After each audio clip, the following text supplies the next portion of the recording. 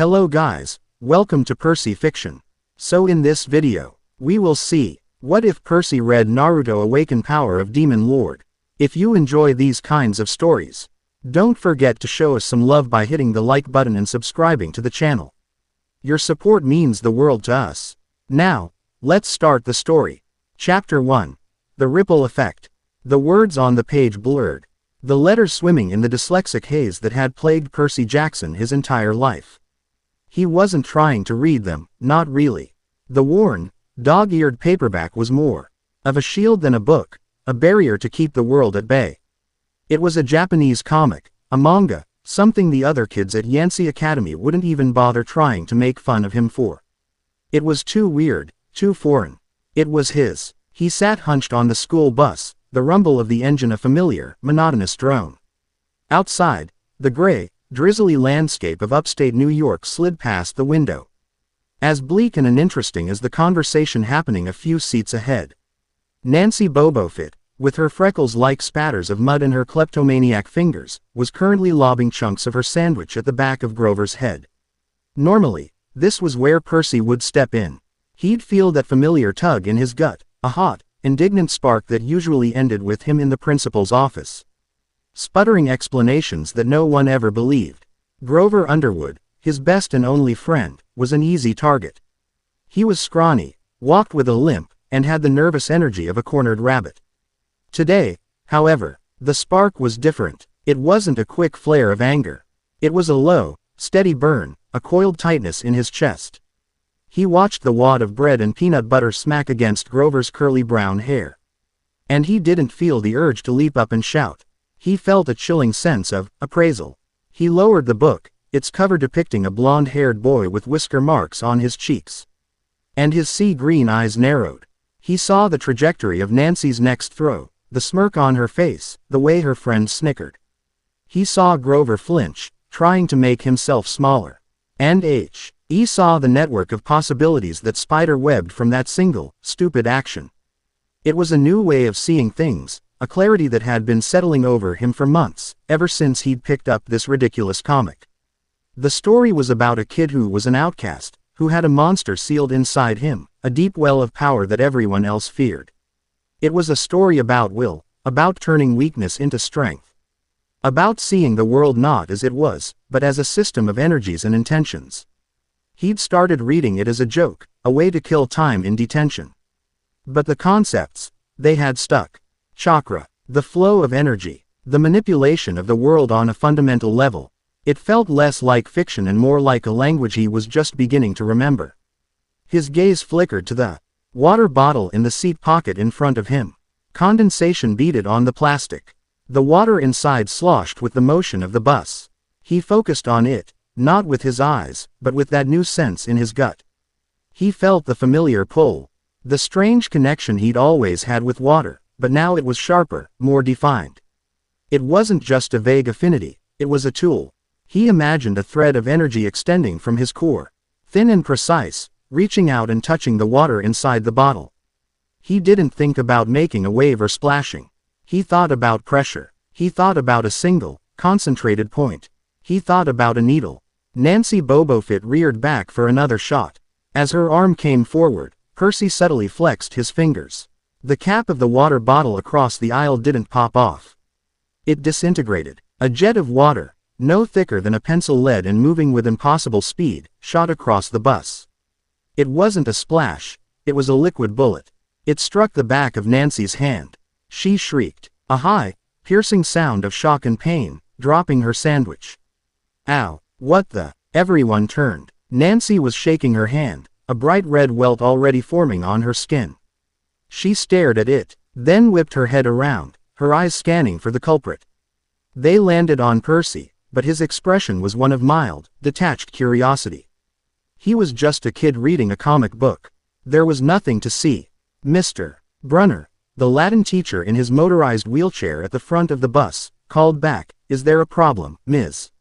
Bobofit?" "Someone hit me," she screeched, pointing a trembling finger. It was him, Jackson. Grover's head snapped toward Percy, his eyes wide with a mixture of fear and confusion. He'd seen it, or rather, he'd felt it. He hadn't seen the water, but he'd felt the sudden, sharp spike of power from Percy's direction. It was a feeling he was trained to recognize, the scent of a demigod, but this was different. It was denser, colder, and had a razor-sharp edge he'd never encountered before. Mr. Brunner's gaze met Percy's. The teacher's eyes, usually warm and full of ancient knowledge, were narrowed with an intensity that Percy was starting to get used to. He seemed to see more than the other adults. "Percy," Mr. Brunner said, his voice even. "Did you have anything to do with this?" Percy looked up from his book, blinking as if roused from a deep thought. "With what, sir?" Nancy yelling. He offered a placid, untroubled smile. It was a new expression for him, and it felt strangely comfortable. He wasn't lying, not in the traditional sense. He was simply controlling the flow of information. An essential ninja skill, according to his reading. Nancy sputtered, unable to explain what had happened. She couldn't very well she'd been shot by a laser beam of water from a sealed bottle 10 feet away. She sounded insane. Defeated, she slumped in her seat, clutching her hand and muttering threats under her breath. Percy went back to his book. But he wasn't reading. He was feeling. The water that had struck Nancy had already evaporated, but he could still feel its echo. He could feel all the water on the bus, the half-empty bottles. The moisture in the air from everyone's breath, the sweat on Grover's terrified brow. It was a part of him, a vast, invisible arsenal he was only just beginning to comprehend. The rise in the manga talked about elemental manipulation, a keke genkai, a bloodline trait. He'd always just thought the weird things that happened around him were accidents. Now, he was starting to see them as untapped potential. The bus trip ended at the Metropolitan Museum of Art. The class shuffled out into the damp city air, a gaggle of loud, uninterested pre-teens. Percy stuck close to Mr. Brunner, with Grover trotting nervously beside him. "Percy," Grover bleated, his voice low. "What was that?" "On the bus. She was throwing food at you," Percy replied simply, his eyes scanning the museum's grand facade. "I made her stop." "But how?" "I felt something. It was strong." "I don't know," Percy said, and it was the truth. He didn't know the mechanics of it, not yet. He just knew it worked. He had an idea, and the world had complied. Just a gut feeling. Grover didn't look convinced. He kept shooting Percy worried glances, chewing on his thumbnail. Inside, the museum was cool and cavernous. The echoes of their footsteps bounced off marble floors and ancient stone. They were gathered in the Greek and Roman section, a place Percy should have found boring but which always felt strangely familiar. Mr. Brunner led them to a large a stone slab carved with images of gods Percy recognized from class. "And here, we see Kronos devouring his children," Mr. Brunner said, his voice resonating with a passion that was lost on most of the class. Percy, however, was listening. He looked at the carving of the Titan King, a figure of immense power driven by paranoia. A cautionary tale. Power, he was learning, was useless without control. Mrs. Dodds, the pre-algebra teacher who had joined them for the trip, hovered at the edge of the group. She was a withered woman who always wore a black leather jacket. And she had a particular dislike for Percy. Her eyes, like chips of obsidian, seemed to follow his every move. He could feel her gaze on him, a palpable weight. It wasn't just teacherly scrutiny. It was predatory. He'd noticed it before, the way certain people looked at him. Not like he was a troublemaker, but like he was something to be consumed. It used to make him nervous. Now, it made him curious. What did they see? As Mr. Brunner continued his lecture, Percy let his senses expand again. He ignored the dusty air and the low chatter of his classmates. He focused on that deeper feeling.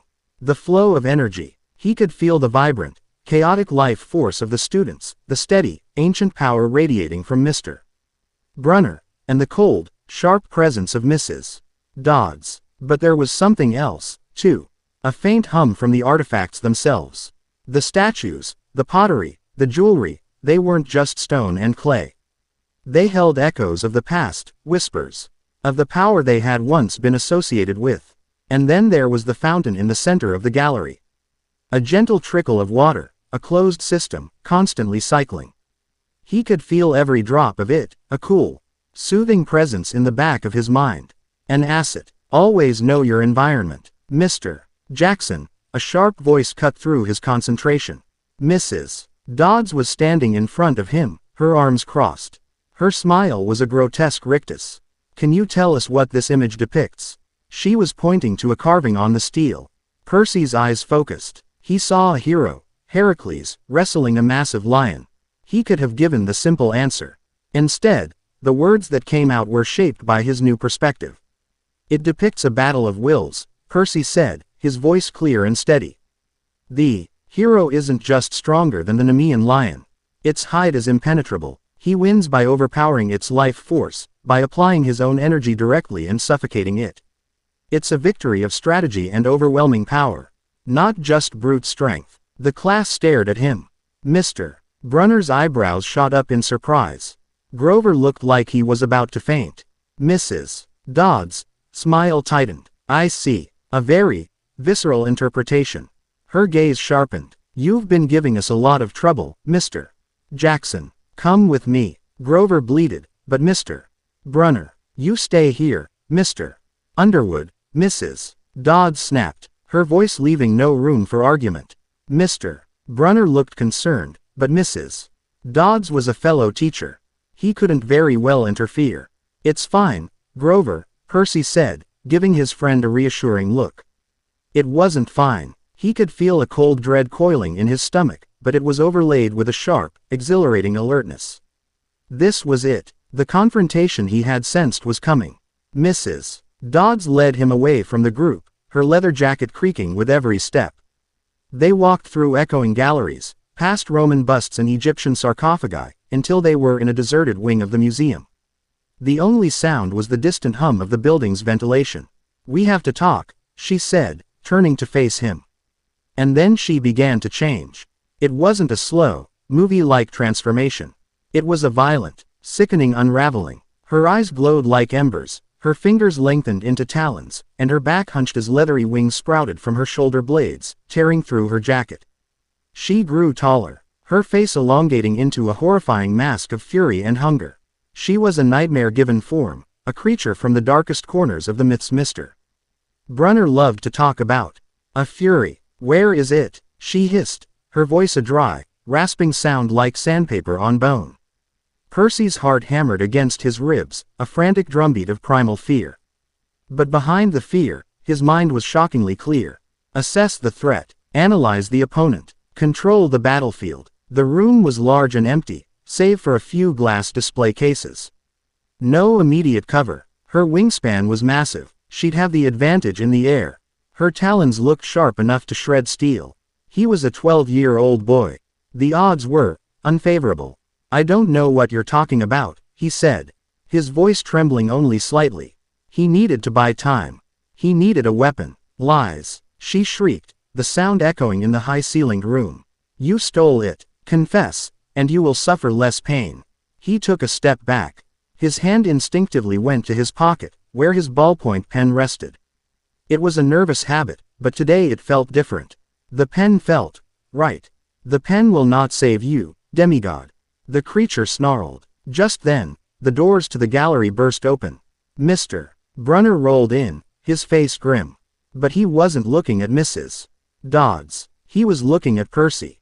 Percy, catch, he yelled, and tossed a pen toward him. It was an ordinary-looking ballpoint pen, just like the one in Percy's pocket. But as it flew through the air, Percy's perception shifted. He saw the pen, but he also saw its true form.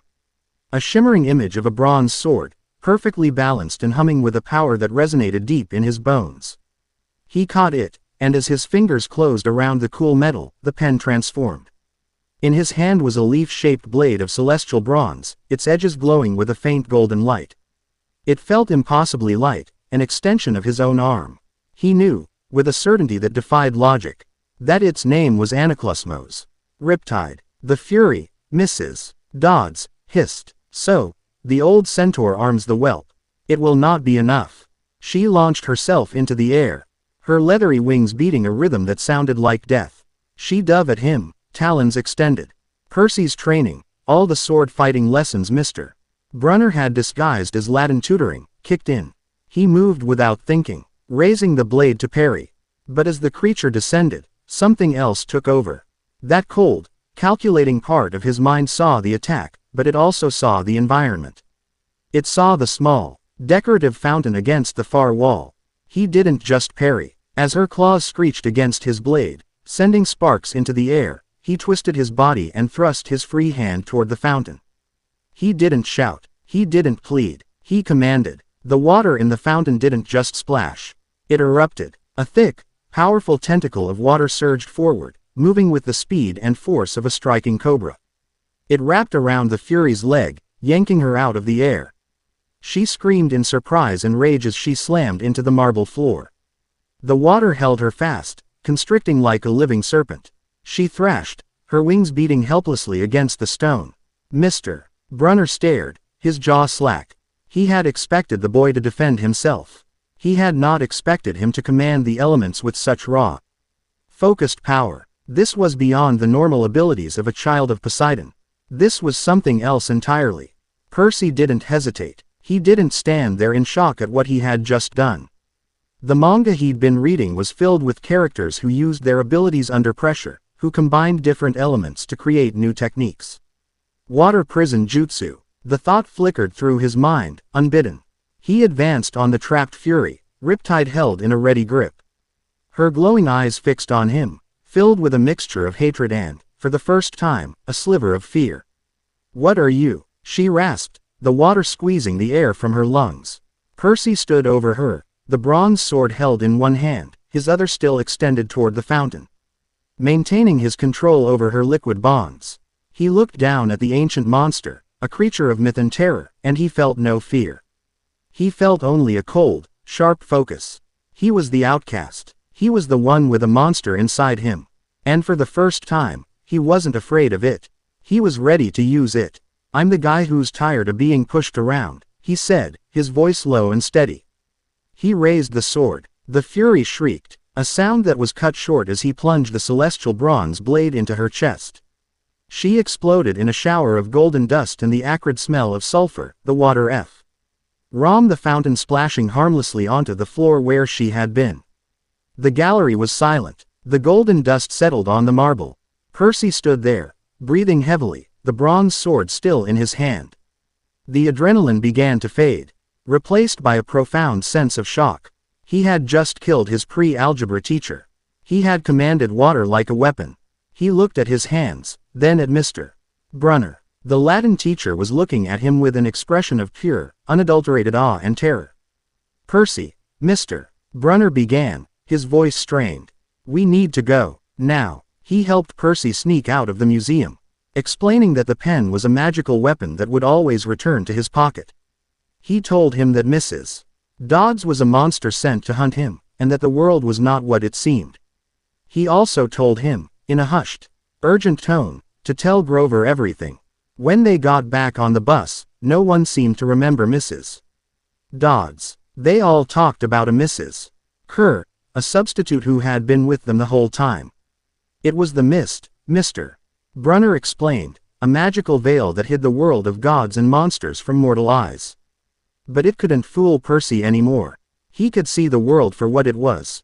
And he could see the fear in Grover's eyes. That night, back in his dorm room, Percy couldn't sleep.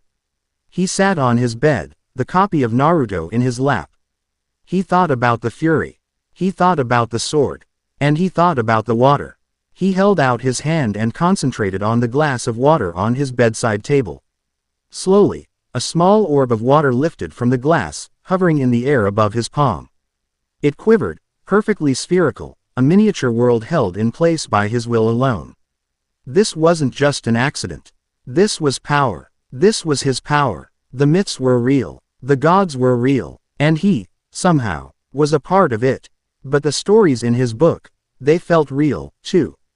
They provided a framework, a language for what he was experiencing. Control, strategy, the manipulation of energy. He knew he was a demigod. A son of Poseidon, the lord of the sea. That much was becoming clear. But as he looked at the floating sphere of water, he felt another presence inside him, a deeper, darker well of energy that had nothing to do with the ocean. It was the power he had used on the bus, the cold, precise force that had turned water into a needle. It was the source of the chilling clarity he'd felt in the museum. It was something ancient and powerful, something that whispered to him of shadows and dominion. He was a demigod, but he was something more. He was beginning to awaken, and he knew, with a certainty that was both terrifying and exhilarating, that the world was not ready for what he was about to become. The end of the school year couldn't come fast enough. Percy kept his head down, acing Mr. Brunner's Latin exams and enduring the confused, resentful glares of Nancy Bobofit, who still couldn't explain the welt that had appeared on her hand. Every night, he practiced. He learned to pull water from the air, to shape it, to change its density and pressure. He discovered he could sense the pipes running through the walls of the dorm, could feel the flow of every faucet and toilet. His control was growing, becoming more intuitive, more a part of him. Grover avoided him. His best friend would skitter away whenever Percy approached, his eyes wide with a fear that Percy couldn't soothe. Grover knew what he was, a demigod, but he also sensed that other, alien power within him. He smelled not just the sea, but the abyss. The day Percy was officially expelled from Yancey, for an unexplained incident, in the museum that security cameras had mysteriously blanked on, he felt a sense of relief. He packed his bag, stuffing his manga collection in alongside his clothes. As he boarded the Greyhound bus back to his apartment in Queens, Grover finally caught up to him. "Percy, wait," he said, trotting to keep up. "Hey, G-man," Percy said, his tone carefully neutral. "Look, I'm sorry I've been weird," Grover stammered. "It's just what happened at the museum. I've never seen anything like it. You need to get to the camp. It's not safe for you out here." "What camp?" Percy asked, though he already had a feeling he knew. "I can't explain everything here," Grover said, glancing around nervously. "Just let me come with you. I have to protect you. It's my job." Percy looked at his friend. He could see the genuine terror in Grover's eyes, but also a fierce, if shaky, loyalty. "All right, Grover, you can come." The bus ride was tense. Grover kept twitching and muttering, smelling the air like a nervous goat. Percy, meanwhile, felt a strange calm. He could feel the three old ladies at the front of the bus, the ones knitting giant socks. He could feel the cold, ancient wrongness that clung to them like a shroud. They weren't human. They were like Mrs. Dodds, more monsters. The Fates, perhaps, though he didn't know their names yet. He just knew they were watching him. One of them looked back, her face a mask of wrinkled parchment, and her shears snipped through a strand of yarn. "A life cut short," Grover gasped. "They know," he whispered. "Oh, gods, they know. We have to get off." The bus broke down shortly after, smoke pouring from the engine. They found themselves stranded on the side of a dark, rain-swept highway in the middle of the night. It was an obvious trap. "This way," Grover said, pulling him toward a line of trees. "My job is to get you to safety." "Your job?" Percy asked, hefting his bag. Grover hesitated, then kicked off his sneakers. His feet weren't human. They were hooves. He was a satyr. Percy blinked, taking in the sight. A mythical creature. His best friend was a mythical creature. Strangely, he wasn't surprised. It just fit. Another piece of the puzzle falling into place. "You're my keeper," Percy stated, not as a question, but as a conclusion. "You were sent to watch over me." Grover nodded, his face pale in the gloom. "We have to hurry. He'll be here soon." "He who?" A roar answered him, a deep, guttural sound that vibrated in his bones. It came from the direction of the bus. A massive, shadowy figure was lumbering toward them, its silhouette monstrous against the flashing hazard lights. It was a bull man, a minotaur. "Run!" Grover yelled, and they ran. They crashed through the woods, the rain plastering their clothes to their skin. Percy's mother. He had to get to his mother. He'd left her a message, told her he was coming home early. She was supposed to meet him at the station. Was she safe? The thought spurred him on, a jolt of panic overriding his newfound calm. He reached his apartment to find her packing frantically. Sally Jackson, with her warm smile and the sadness that always lingered in her eyes, hugged him tightly. "Percy, oh, thank the gods. We have to leave now." She knew. She had always known. She explained as she drove them through the stormy night in her beat-up car. With Grover bleeding in the back seat. She told him about his father, a god of the sea.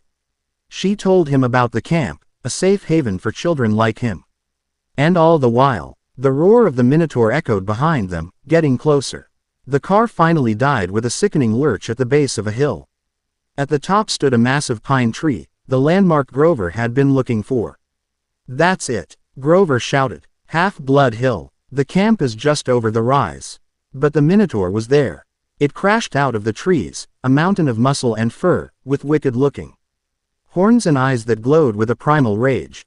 It charged, and with a sweep of its massive hand, it swatted the car, sending it tumbling down the road. Grover was knocked unconscious. Percy and his mother scrambled out, landing in the muddy grass. The beast turned its attention to them. "Go, Percy," Sally screamed, pushing him toward the hill. "Run. He can't cross the boundary." "Not without you," he yelled back. The Minotaur charged Sally. She stood her ground, trying to distract it, to give him time. But the monster was too fast. It snatched her up in its huge, meaty fist. She struggled, her face pale with terror, and then, in a flash of golden light, she dissolved into nothing. She was gone. A sound escaped Percy's throat, a raw, agonized cry of pure rage and loss. The world seemed to tilt on its axis. The rain, which had been a steady downpour, suddenly intensified into a torrential, hurricane-force deluge. The wind howled, ripping leaves from the trees. Lightning cracked across the sky, illuminating the scene in stark, terrifying flashes.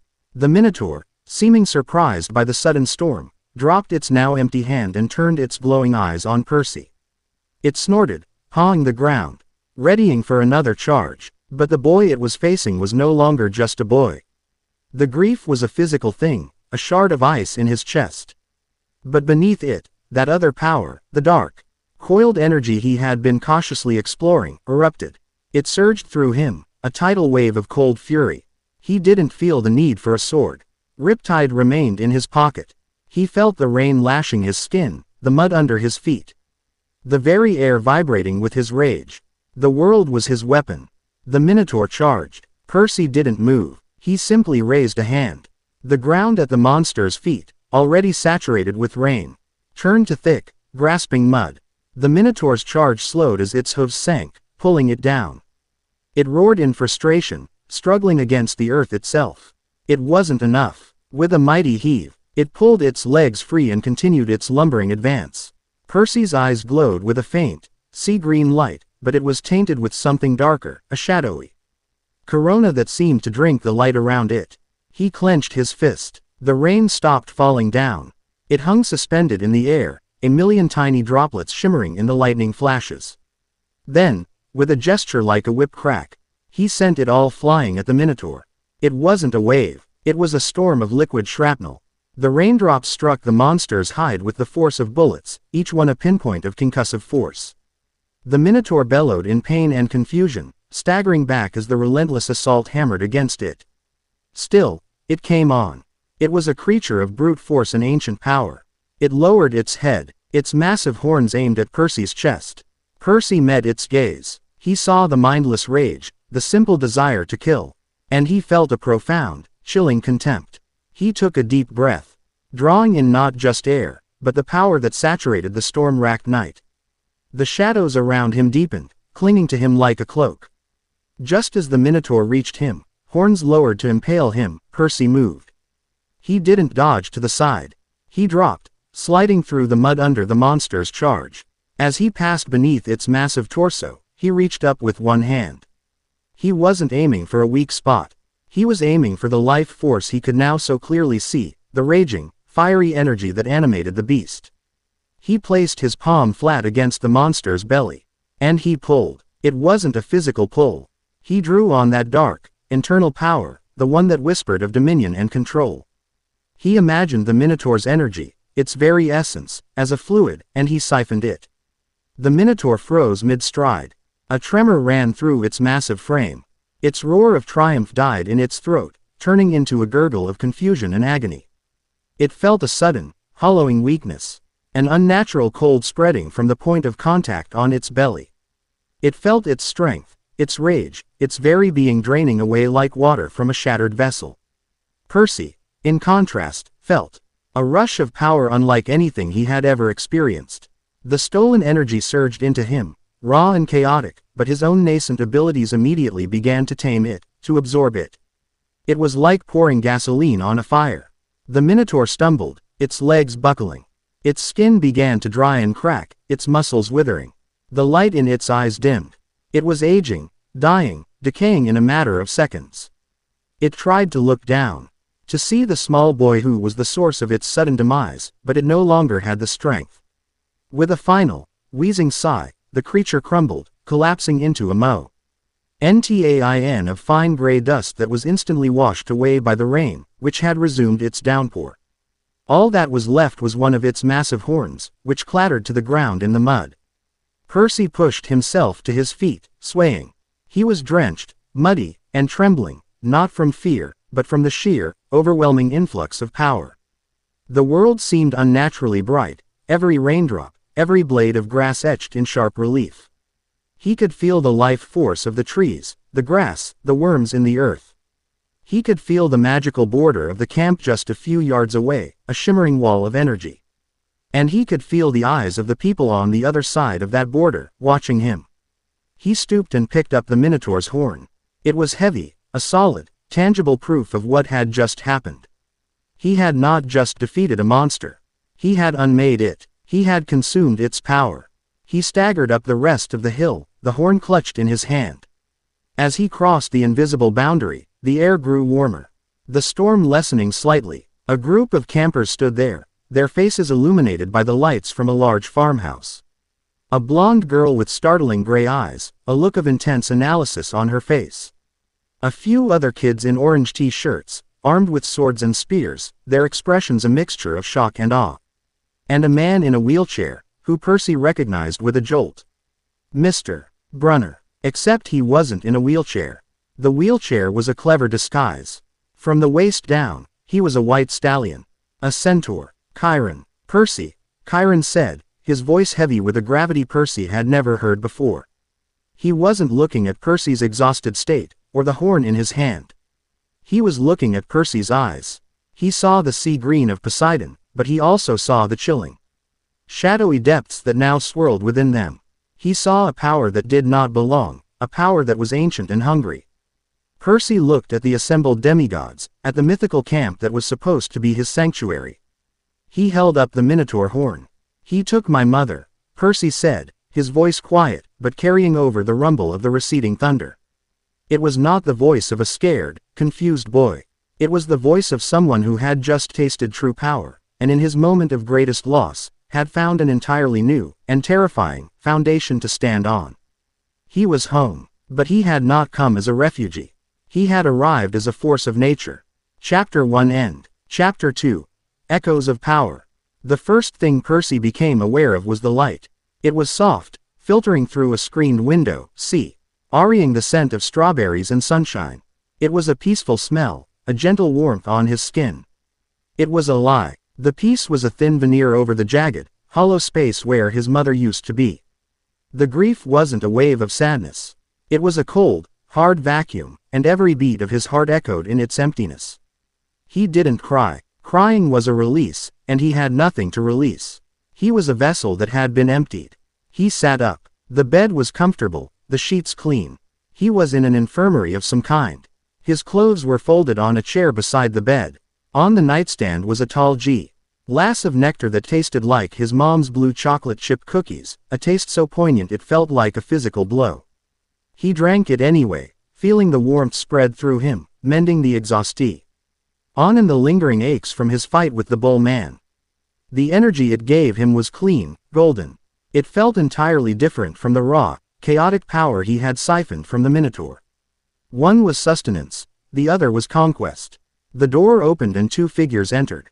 One was the centaur, Chiron, his human half now dressed in a tweed jacket, giving him the look of a scholarly professor from the waist up. The other was the girl from the hill, the one with the stormy gray eyes. She was his age, with an athletic build and an intense, analytical expression that made Percy feel like he was a particularly difficult math problem she was determined to solve. "You're awake," Chiron said, his voice a low, calm rumble. "Good." That was quite an ordeal.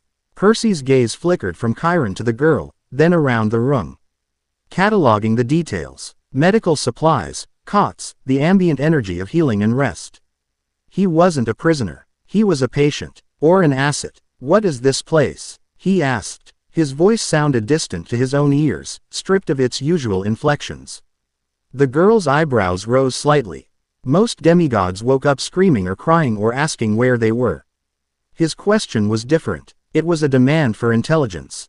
"This is Camp Half-Blood," she said, her voice crisp and clear. "The only safe place on Earth for kids like us. Like us. Demigods," she stated, as if it were the most obvious thing in the world. Half god, half mortal. She watched him for a reaction, for the disbelief or confusion that always came. Percy just nodded slowly. It wasn't a shock. It was a confirmation. He had known, on some level, since the fury. Since the pen became a sword. Since he had commanded the water. "And my father." Chiron moved closer, his expression softening with a hint of pity. "We don't know yet. You are undetermined. In time, your godly parent may see fit to claim you." Percy thought of the storm he had summoned. The way the water had obeyed his rage. He had a very strong suspicion. But he kept it to himself. Information was a weapon, and he had no idea yet who were allies and who were threats. "The girl's name is Annabeth Chase," Chiron continued, gesturing to her. "She's one of our senior campers. She was kind enough to help nurse you back to health." Annabeth looked anything but kind. She looked like she was dissecting him with her eyes. "You drool when you sleep," she said, not as an insult, but as a data point. Percy didn't flush or get angry. He simply met her gaze. "Good to know. I'll work on that." His flat, unnerving response seemed to throw her off balance. She had expected a reaction, a spark of anger or embarrassment. She got nothing. It was like sparring with a shadow. "Annabeth will give you a tour of the camp," Chiron said. "Get your bearings. Then we will talk more." His eyes lingered on Percy for a moment, full of a deep, ancient concern. He had seen the boy arrive. He had felt the raw, brutal power that had unmade the Minotaur. It was the power of the sea god, yes, but twisted, amplified by something else. Something cold and hungry. Annabeth led him out of the big house, the farmhouse that served as the camp's headquarters. The moment they stepped outside, Percy's senses were flooded. He could feel everything. The humidity in the air, a familiar, comfortable blanket. The thrum of life from the lush strawberry fields. The water being drawn up through the roots, the slow process of photosynthesis. He could feel the heat radiating from the climbing wall, where lava trickled down its surface in glowing orange rivers. He could feel the rhythmic clang of steel on steel from the sword-fighting arena, and the wild, chaotic energy of dozens of other demigods. It was a symphony of power, and he was a new instrument. Trying to find his place in the orchestra. "That's the dining pavilion," Annabeth said, pointing. "We eat there. That's the armory. Over there are the cabins." She pointed to a horseshoe of 12 cabins. Each one with a different, distinct architectural style. One was solid gold and gleamed in the sun. Another was made of rough-hewn gray stone, with an owl carved over the door. "Each cabin represents one of the 12 Olympian gods," she explained. "Your parent. When you're claimed, you'll move into the appropriate cabin. And until then, you're with the riffraff," she said, gesturing to a cabin that looked like a run-down, old-fashioned doctor's office. It was brown, with a caduceus over the door, and it seemed to bulge at the seams, crammed with more kids than any of the others. Cabin 11, Hermes, god of travelers, messengers, thieves, and all the unclaimed. "He'll take anyone." As they walked, a large, brutish-looking girl with stringy brown hair and a permanent sneer stepped into their path. She was flanked by a few equally unpleasant-looking cronies. Her t-shirt read, Ares, and she radiated an aura of anger and violence that was as palpable as a physical blow. Well, she snarled, cracking her knuckles. "Look what we have here. Fresh meat." Annabeth sighed. "Clarice, leave it alone. He just got here. I don't care if he just crawled out of Tartarus." Clarice shot back, her piggy eyes fixing on Percy. "He needs to learn the rules. And the first rule is, you don't mess with the Ares cabin." Percy didn't look at her fists or her sneer. He looked at her eyes. And with his heightened senses, he saw past the bravado. He felt the raging bonfire of her insecurity, the desperate need for validation that drove her to bully and intimidate. She wasn't strong. She was terrified of being seen as weak. He didn't reach for the pen in his pocket. He didn't square his shoulders for a fight. He just stood there, his expression unreadable, and said, his voice quiet but carrying clearly, "You must be exhausted." Clarice blinked. "What did you say, punk?" "It must be exhausting," Percy repeated, his sea-green eyes holding hers. "Having to prove you're the toughest one here every single second of every single day. Doesn't that get tiring? Always having to be angry, just so no one sees how scared you are that your father thinks you're a disappointment." The effect was more devastating than any punch. Clarice's face went from red to white. Her cronies shifted uncomfortably. He hadn't just insulted her, he had performed verbal surgery, cutting through the layers of bluster and touching the raw nerve of her deepest fear. He had seen her, truly seen her, and she hated him for it. She sputtered, speechless for a moment, then lunged. But Annabeth was faster. She stepped between them, her hand on the hilt of her dagger. "That's enough, Clarice. Go cool off." Clarice shot Percy a look of pure, murderous hatred. "This isn't over, Jackson," she hissed. Before storming off, her gang trailing behind her like hyenas. Annabeth turned to Percy, her gray eyes wide with a new, startling level of appraisal. "How did you do that?" she asked, her voice low. "How did you know?" "I just looked at her," Percy said with a shrug. "And I saw it." But Annabeth knew it was more than that. It wasn't simple intuition. It was a weapon. He had disarmed Clarice with a few simple sentences.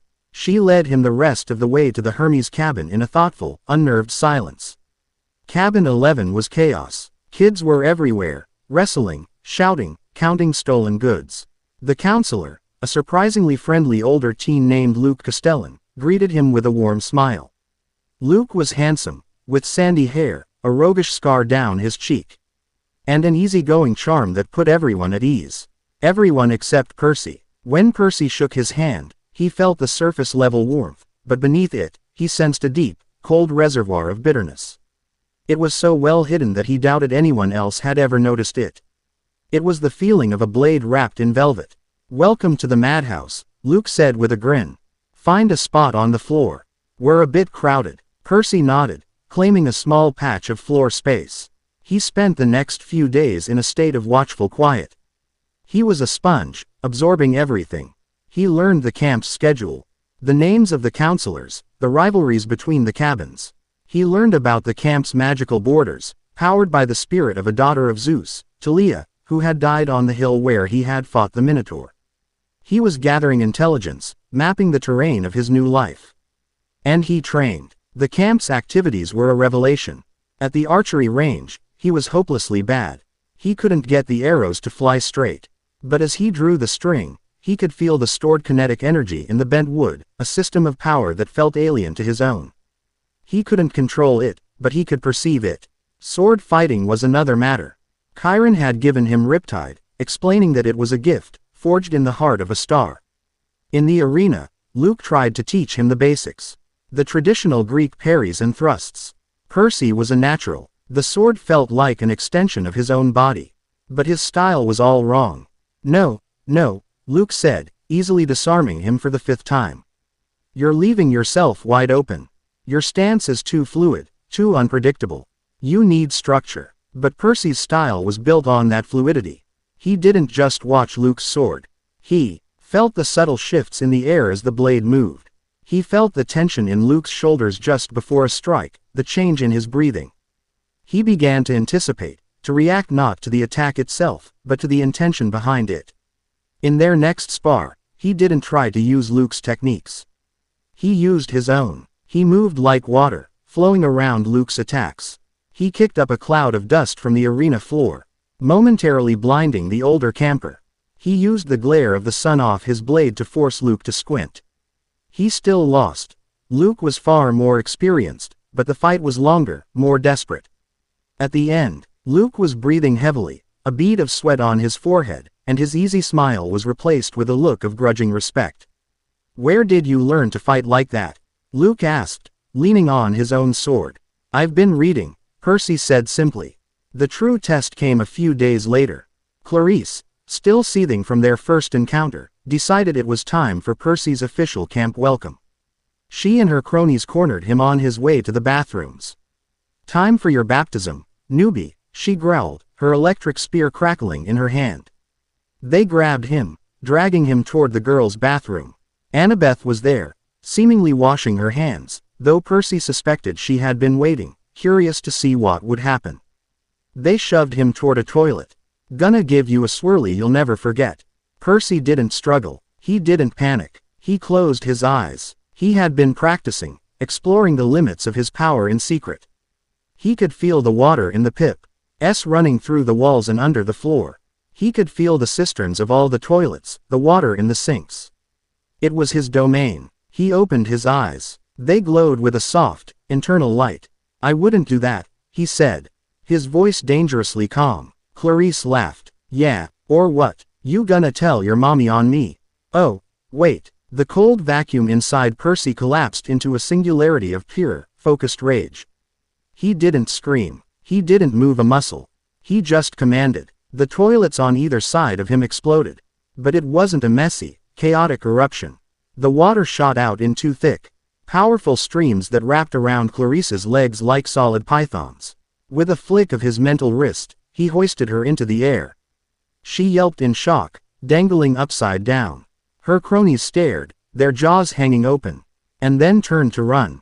But the sinks burst to life, and tentacles of water snaked out, grabbing them by the ankles, pulling their feet out from under them. They crashed to the tiled floor. Then, the water from the showers turned on, not as a spray, but as six solid, lashing whips that cracked through the air and pinned them to the ground. The room was a scene of controlled, terrifying power. Clarice struggled, suspended in the air by columns of water that held her as firmly as steel. Her friends were pinned under a relentless, precise assault. Annabeth stood by the far wall, her dagger in her hand. Her gray eyes wide with a mixture of absolute terror and strategic fascination. This was not the chaotic power of a scared kid. This was the disciplined, ruthless power of a warrior. He was using water as a multifaceted weapon, creating prisons and whips and restraints simultaneously. It was a level of control she had never even imagined was possible. Percy walked calmly over to the dangling Clarice. He looked up at her, his face a mask of cold fury. "You were saying," he asked softly. Clarice, her face purple, sputtered apologies and pleas. He held them all there for a full minute, the silence broken only by the hiss of the water whips and Clarice's terrified whimpers. Then, with a final, dismissive gesture, he released his control. The water fell away. Clarice and her friends crashed to the floor in a sodden, whimpering heap. They scrambled to their feet and fled the bathroom as if Hades himself were on their heels. Percy stood there, breathing evenly, not even-winded. He turned to Annabeth. "Sorry about the mess," he said, as if he'd merely spilled a glass of water. Annabeth just stared at him, her mind racing. She was a daughter of Athena. Strategy was her lifeblood. She analyzed threats, calculated odds, and formulated plans. But Percy Jackson, he wasn't a problem that could be solved. He was an entirely new, terrifying variable that broke all the known rules of the game. And he was, without a doubt, the most powerful demigod she had ever seen. Word of the bathroom incident spread like wildfire. Campers started giving Percy a wide berth. They looked at him with a mixture of fear and respect. He was no longer just the new kid. He was a force to be reckoned with. Chiron called him to the big house for a game of pinochle with a portly, cherubic-looking man in a leopard print shirt, who introduced himself as Mr. D, the camp director. Dionysus, the god of wine, cursed by his father Zeus to spend a century running a summer camp for brats he couldn't stand. The conversation was anything but a game. Chiron and Dionysus probed him, asking about his life, his mother, the fight with the Minotaur. Percy gave them the bare minimum. His answers polite but guarded. He could feel Chiron's deep concern and Dionysus's resentful curiosity. "There is trouble brewing, Percy," Chiron said, laying down a winning hand. "Serious trouble. The gods are displeased with one another. Zeus's master bolt, the symbol of his power, the template for all other lightning bolts, has been stolen." Percy kept his face neutral, but his mind was racing. A stolen weapon of mass destruction. A political crisis among beings of immense power. They're blaming your father, Chiron continued, his voice low. Zeus believes Poseidon used a mortal hero to steal the bolt. He has set a deadline. If the bolt is not returned to Olympus by the summer solstice, in 10 days, there will be war.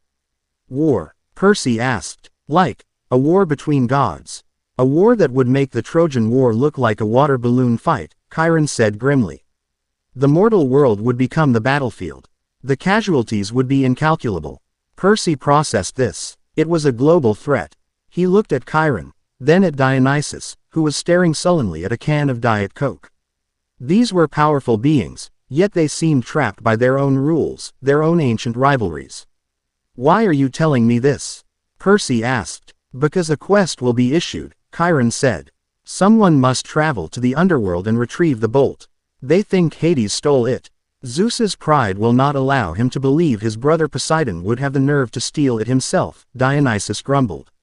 But Hades, the lord of the dead, has always been an outcast. He has a grudge. It is the logical conclusion. Percy filed the information. Zeus blamed Poseidon. The official story was that Hades was the culprit. A quest was needed to prevent a war. It was a complex web of power, pride, and politics. And somehow, he was standing right in the middle of it. That night was the camp's weekly capture the flag game. The cabins were divided into 2 teams, red and blue.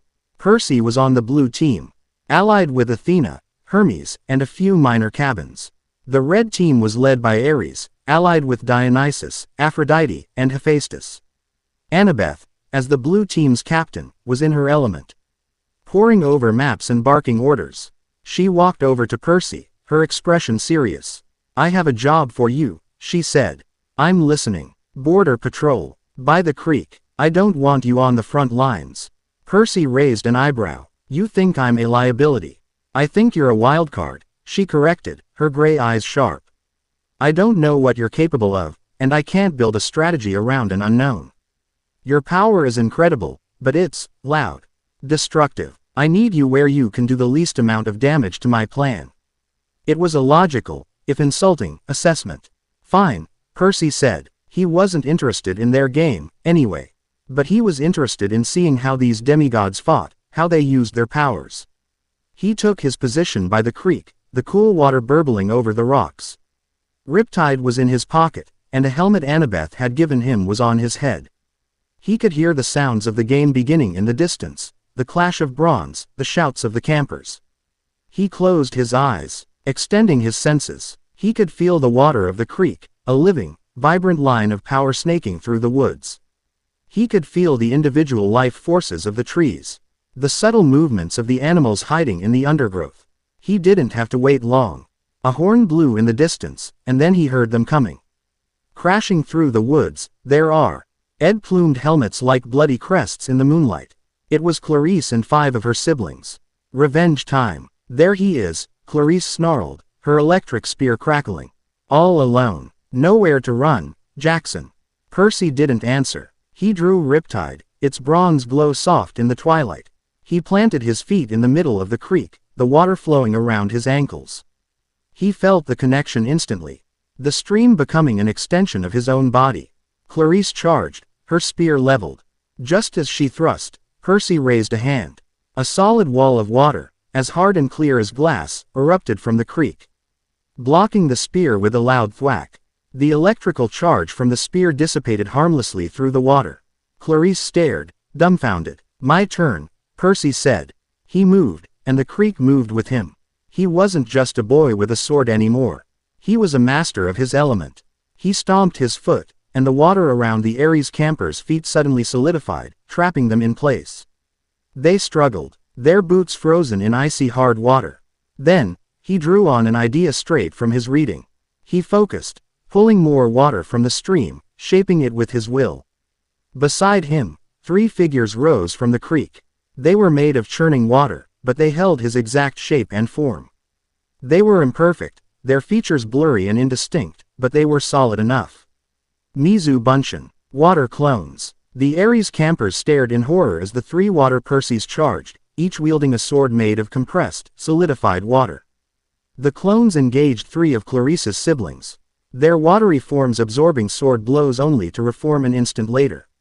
Percy himself advanced on Clarice. She broke free of the ice with a roar of rage and swung her spear. He parried with Riptide, the celestial bronze ringing against her weapon. But he wasn't just fighting with his sword.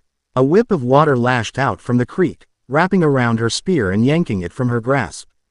It flew through the air and embedded itself in a tree trunk far behind him. Disarmed and furious, Clarice drew her sword and charged again. Her remaining sibling tried to circle around Percy, but another tendril of water shot from the creek, wrapping around the boy's ankle and pulling him face first into the mud. Percy and Clarice traded blows, his fluid, unpredictable style a perfect counter to her powerful, rage-fueled attacks. He wasn't just blocking. He was redirecting her energy, using her own momentum against her. He was faster, more agile, and he had an entire creek at his command. He ended the fight by sweeping her legs out from under her with a low wave, and as she fell, a dozen small water ropes shot up and bound her arms and legs, leaving her trussed up and helpless on the wet ground. The clones had dispatched their opponents, dissolving back into the stream once their targets were disarmed and subdued. In less than a minute, Percy had single-handedly defeated 6 Ares campers without taking a scratch. He stood over the sputtering, furious Clarice, the victor. And that's when he heard the growl. It came from the woods, a low, guttural sound that made the hairs on his arms stand up. It was a sound that did not belong in this world. A massive, black dog, bigger than a grizzly bear, with eyes like pits of fire, burst from the trees. A hellhound. It lunged, not for the defeated Ares campers, but for him. Percy reacted on pure instinct, shoving Clarice out of the way and raising Riptide. The hellhound was impossibly fast. Its claws, long and sharp as knives, raked across his chest, tearing through his armor and shirt. The pain was searing, white-hot. He cried out, stumbling backward into the creek. The hellhound loomed over him, its jaws dripping saliva that sizzled on the ground, ready for the killing bite. But as Percy fell into the water, he felt its cool, life-giving energy surround him. The pain in his chest immediately began to fade. The deep gashes started to close, the skin knitting back together at a visible rate. The water was healing him, refueling him. He looked up at the hellhound, and his fear was replaced by a cold, predatory focus. The monster had been sent for him. It had been summoned from the underworld, past the camp's magical borders. There was a traitor in this camp. A traitor who wanted him dead. He rose to his feet, water streaming from his body. He pointed Riptide at the beast. "Big mistake," he said. With a yell, he surged forward. The water of the creek rose with him, forming a swirling vortex around his body. He met the hellhound's charge head-on, and with a powerful, upward thrust, he drove Riptide deep into the monster's chest. The hellhound howled, a sound of pain and shock, before it dissolved into black, oily dust that was washed away by the stream. Silence. The game was forgotten. Campers, drawn by the sounds of the fight, began to emerge from the woods. Luke was there, and Annabeth, her face pale. They saw the defeated Ares campers, the dead hellhound's dust, and Percy standing in the middle of the creek, his chest still bleeding slightly before the last of the wounds sealed over. Then, it happened. A light began to glow above his head. It was a faint, greenish shimmer at first, then it intensified, solidifying into a holographic image that floated in the air above him. It was a 3-pronged spear. A trident. A collective gasp went through the crowd. Everyone, from the newest camper to Chiron himself, who had just arrived on the scene, dropped to one knee. "Poseidon," Chiron murmured, his voice filled with awe. "Earthshaker, Stormbringer, father of horses." He bowed his head. "Hail, Perseus Jackson, son of the sea god." The green light of the trident bathed Percy in its glow. He stood alone in the creek, the acknowledged son of one of the big three.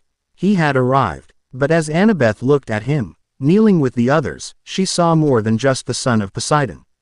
She saw the boy who had psychologically dismantled Clarice, the boy who had used water with a terrifying and alien precision, the boy who had fought a monster from Hades with cold, ruthless efficiency.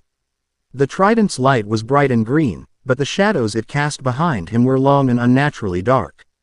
He was a hero, claimed by a great god. But he was also an unknown, a weapon of terrifying potential. And she had no idea if he was on their side.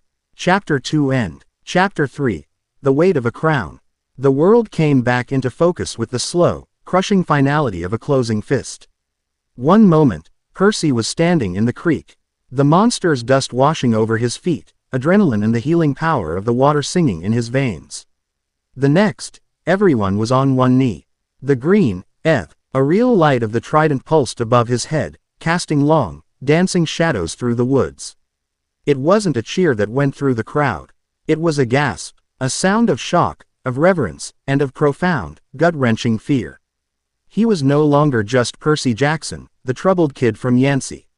He was Perseus Jackson, son of the sea god, a name that was both a title and a target. He could feel the shift in the air, the change in the ambient energy of the camp. He had gone from an unknown variable to the single most volatile element on the board. He looked at the faces staring up at him, Annabeth's. Her gray eyes a stormy mix of awe and calculation. Luke's, a carefully constructed mask of pride that didn't quite hide the flicker of something colder, something that looked unnervingly like envy. Chiron's, etched with the ancient worry of a teacher who knows his student is destined for a great and terrible future. He didn't feel pride. He didn't feel joy. He felt the sudden, immense weight of a crown he never asked for, placed upon a head that was already burdened by a power he barely understood. The trident above him wasn't just a symbol of his father. It was a declaration of war, a challenge to Zeus, and he was the weapon. The trident faded, and the campers rose, their movements hesitant. They kept their distance, their whispers like the rustling of dry leaves. Chiron clopped forward, his expression grave. "It is time you had a cabin of your own," the centaur said, his voice a low rumble. "Come." He was led away from the creek, past the staring eyes and the hushed conversations. They walked toward the horseshoe of cabins, stopping before one that Percy had barely noticed before. It was long and low and solid, built from rough-hewn gray stone with pieces of coral and seashell embedded in the rock. It smelled of the sea. Over the polished bronze door was a simple engraving, the number 3. Cabin 3. Poseidon. Chiron pushed the door open. It swung inward on silent hinges, revealing a room that was both grand and desolate. The walls were made of abalone, shimmering with all the colors of a sunset on the water. 6 bunk beds were built into the walls, their sheets crisp and untouched. A saltwater fountain stood in the center, a soft burbling sound echoing in the empty space. The air was still, heavy with the dust of disuse. No one had lived here in a very, very long time. "It has been decades since this cabin was occupied," Chiron said softly, his gaze distant. "The children of the Big Three, they are rare. Their power is too great. Their lives are often fraught with tragedy." He looked at Percy, his wise old eyes full of a sorrow that stretched back millennia. "Be careful, my boy." Percy walked into the room, running a hand along the cool, smooth surface of a bunk. It was his home, and it was an echo chamber of loneliness. He was a prince in an empty kingdom. The thought brought no comfort, only a deeper, more profound sense of isolation. "The council will meet in the morning," Chiron said from the doorway, "to discuss the quest. Get some rest." The door closed, leaving Percy alone in the shimmering, silent cabin. He didn't go to one of the bunks. He was drawn to the fountain. He knelt beside it, dipping his hand into the cool, perfectly salty water. The moment his skin touched the surface, he felt a connection, a surge of energy that was both familiar and infinitely more profound than the creek had been. This water was a direct conduit to his father's domain. He closed his eyes, focusing inward. He didn't try to command the water, not at first. He just listened. He could feel the intricate patterns of the currents in the fountain. He could feel the individual salt crystals suspended in the liquid. He pushed his senses further, and a universe opened up to him. He could feel the vast network of pipes that ran beneath the camp, the water they carried, the pressure and flow. He extended his senses beyond the camp's borders, feeling the groundwater deep in the earth, the humidity in the night air, the distant, rhythmic pulse of the Long Island Sound. It was a part of him, a sixth sense he was only just beginning to map. Then, he experimented with that other power, the one that had nothing to do with the sea. The cold, hungry power that had unmade the Minotaur. There was a small, potted sea grass plant near the fountain, a decorative touch. He focused on it, not on its physical form, but on the faint, green shimmer of its life force. He reached out with that predatory part of his mind, the part that had siphoned the bull man's strength. He didn't pull, he just touched, and he understood. He felt the plant's simple, stubborn existence. He felt the slow, patient flow of water up its stalk, the INF. A night-simul process of converting sunlight into life. He felt its connection to the soil, its silent, biological will to grow. It was a language without words, a story of life told in pure energy. And he could read it. He could feel the exact point where a leaf was beginning to wither, the subtle weakness in a root. He pulled back, a shiver running down his spine. That was the source of his insight. He hadn't just guessed at Clarice's insecurity. He had felt it. He had sensed the chaotic, flickering energy of her fear beneath the raging bonfire of her anger. He had felt the cold, hard knot of bitterness in Luke's soul. This power didn't just let him take life. It let him perceive it, with a clarity that was both a staggering advantage and a terrifying violation. He could see the cracks in everyone's soul. He lay down on a bunk, the one closest to the window, and stared out at the moonlit camp. He was a weapon, yes, but a weapon that could see its own battlefield in 4 dimensions. He would not be a pawn. He would be a player. The next morning, he was summoned to the big house. He walked there with a new sense of purpose, ignoring the stares and whispers that followed him like a cloud of flies. He felt their gazes, felt the mix of fear, awe, and jealousy. He was an outsider, marked by power. He understood now why Luke was so bitter. To be unclaimed for so long, to be one of the crowd. And then to see someone like Percy arrive and have the world bow at his feet, it was a poison that could curdle even the noblest heart. The War Council was in the rec room. Mr. D sat at the head of a ping-pong table, sipping a Diet Coke and looking bored. Chiron stood at his side, his expression somber. Annabeth was there, her arms crossed, her stormy eyes fixed on him the moment he entered. Luke was there too, leaning against a wall, his easy smile firmly in place. A few other senior counselors, including Clarice who refused to meet his eyes, were scattered around the room. So, Mr. D sighed, as if the effort of speaking was a great trial. The brat is awake, and claimed, how wonderful, another little sea spawn to cause trouble. His eyes, for a fleeting moment, held a flash of violet. A hint of the divine power he held in check. Zeus is throwing a tantrum, Poseidon is being his usual stubborn self, and we're all supposed to pretend we're on the verge of the apocalypse. Chiron, get on with it. I have a pinnacle game to lose. Chiron cleared his throat, unrolling a scroll on the table. Percy, as you know, Zeus's master bolt has been stolen. He believes your father is the culprit. He has demanded its return by the summer solstice. That is 9 days from now. A quest has been granted, Chiron continued, his voice echoing in the tense room. Someone must join EY to the underworld to retrieve the bolt from Hades, who we believe is the true thief, and return it to Zeus. Percy let the silence hang in the air for a moment. He looked from Chiron's earnest face to Mr. D's petulant one, to Annabeth's intense stare. They were all waiting for him to accept, to be the hero, to charge off on a suicide mission. He did not. No, he said simply. The room fell silent. Mr. D actually raised an eyebrow. Annabeth looked like he'd just slapped her. What did you say? Chiron asked, his voice strained. I said no, Percy repeated, his voice calm and steady. He stepped forward, placing his hands on the table. Let me see if I understand the situation. The 2 most powerful gods in the universe are having a family squabble. One of them lost his favorite toy and, instead of looking for it properly, he's blaming his brother out of pride. Your logical conclusion is that the third brother, Hades, who rules a kingdom of the dead and has very little to gain from a war that would create more paperwork for him, is the thief. And you want me, a 12-year-old boy who just found out any of this is real, to march into the underworld, confront the god of the dead, and accuse him of being a liar and a thief on behalf of the god who wants to kill me and my father. Have I missed anything? Luke had to stifle a laugh, turning it into a cough.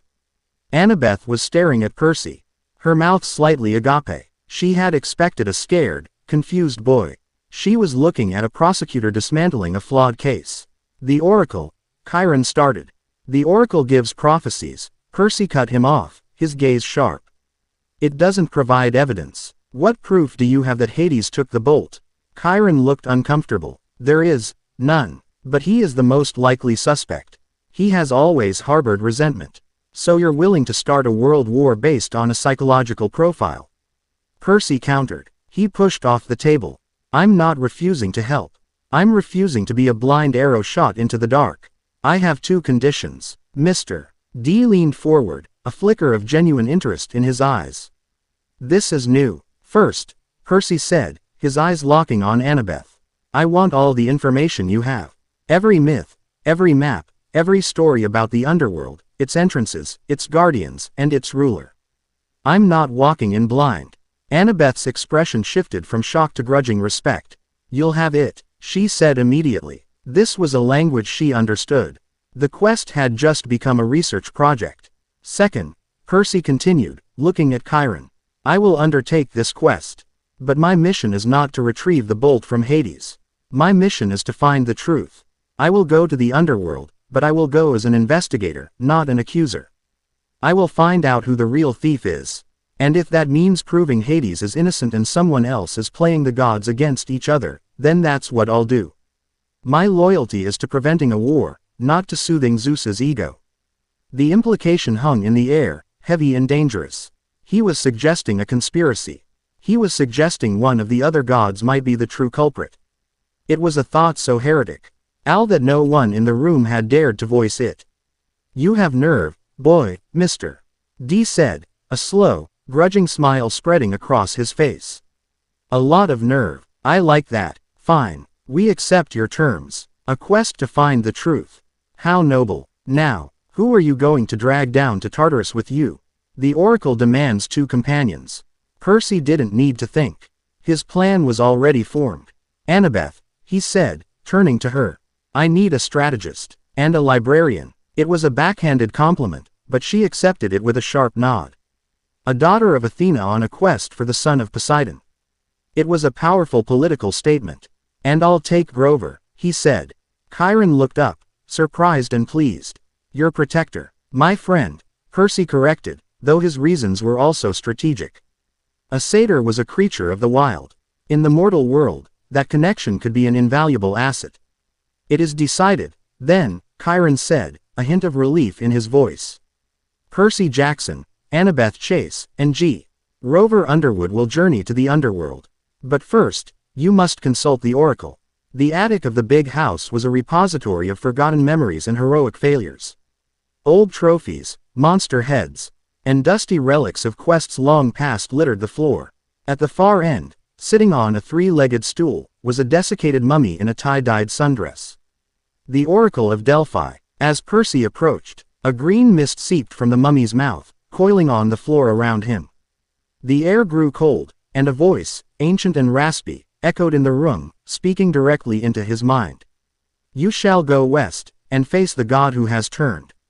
You shall find what was stolen, and see it safely returned. You shall be betrayed by one who calls you a friend, and you shall fail to save what matters most, in the end. The mist receded, and the oracle fell silent.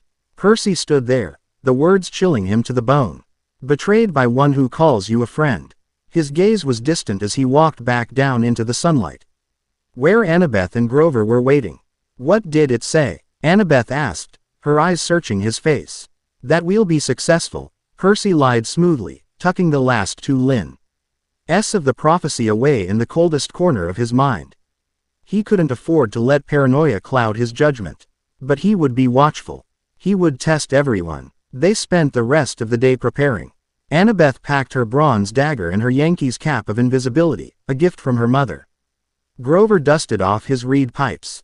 Chiron gave Percy a handful of ambrosia squares and a flask of nectar, warning him that for a demigod, they were miracle cures, but too much could burn him to ash. Finally, Luke came to see him off. He jogged over to where Percy was checking his backpack, that easy smile on his face. Hey, Luke said, tough break, getting a quest your first week. Someone has to do it, Percy replied, watching him carefully. He could feel Luke's energy, a complex mix of and friendliness layered over that deep, cold bitterness. Listen, Luke said, his voice lowering conspiratorially. Don't trust the gods. All of them. They'll use you, Percy. They see you as a tool, nothing more.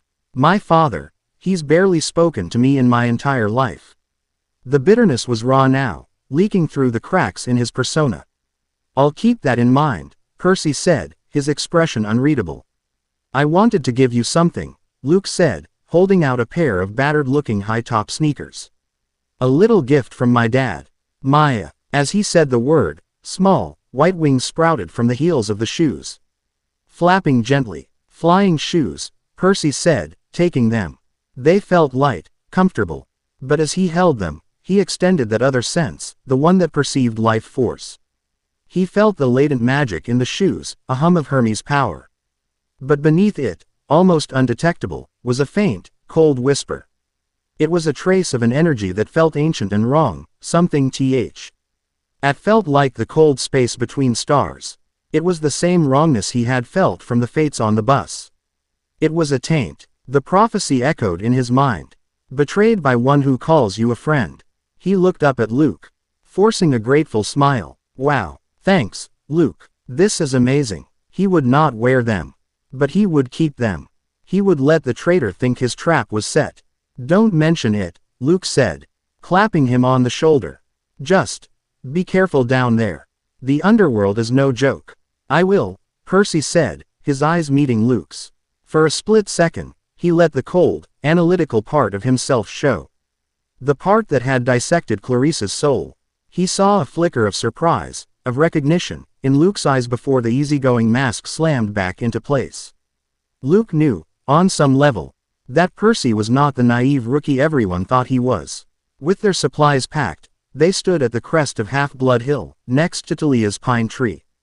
The magical border shimmered behind them. In front of them, the mortal world sprawled out, oblivious. Chiron gave them $100 in mortal cash and a pouch of golden drachmas. The gods be with you, he said, his voice thick with emotion. Percy looked at his companions. Grover, nervously chewing on a tin can. Annabeth, her jaw set with determination, her gray eyes already scanning the horizon, planning their route. They were his team. One, a trusted friend. The other, a new, sharp-witted ally. And according to a voice in a mummy's mouth, one of them would betray him. He looked west, toward the setting sun. Toward the land of the dead. Toward a god who had turned, a stolen weapon, and a truth that was buried under a mountain of divine lies. He felt the weight of the prophecy, the suspicion toward his friend, the ain't on the gift from his supposed mentor, and the fate of the world resting on his shoulders. He felt the familiar, comfortable pull of the sea in his blood. And beneath it, he felt that other power, the cold, quiet, predatory energy coiled in his gut, waiting. It was a secret weapon, an ace in the hole. A power fit for a demon lord. Let the gods play their game. He was on the board now. And he was playing to win. Chapter 3 End. Chapter 4. The Whispering Road. The world outside the Greyhound bus was a smear of green and gray, a monotonous blur that did little to distract from the tension coiling inside.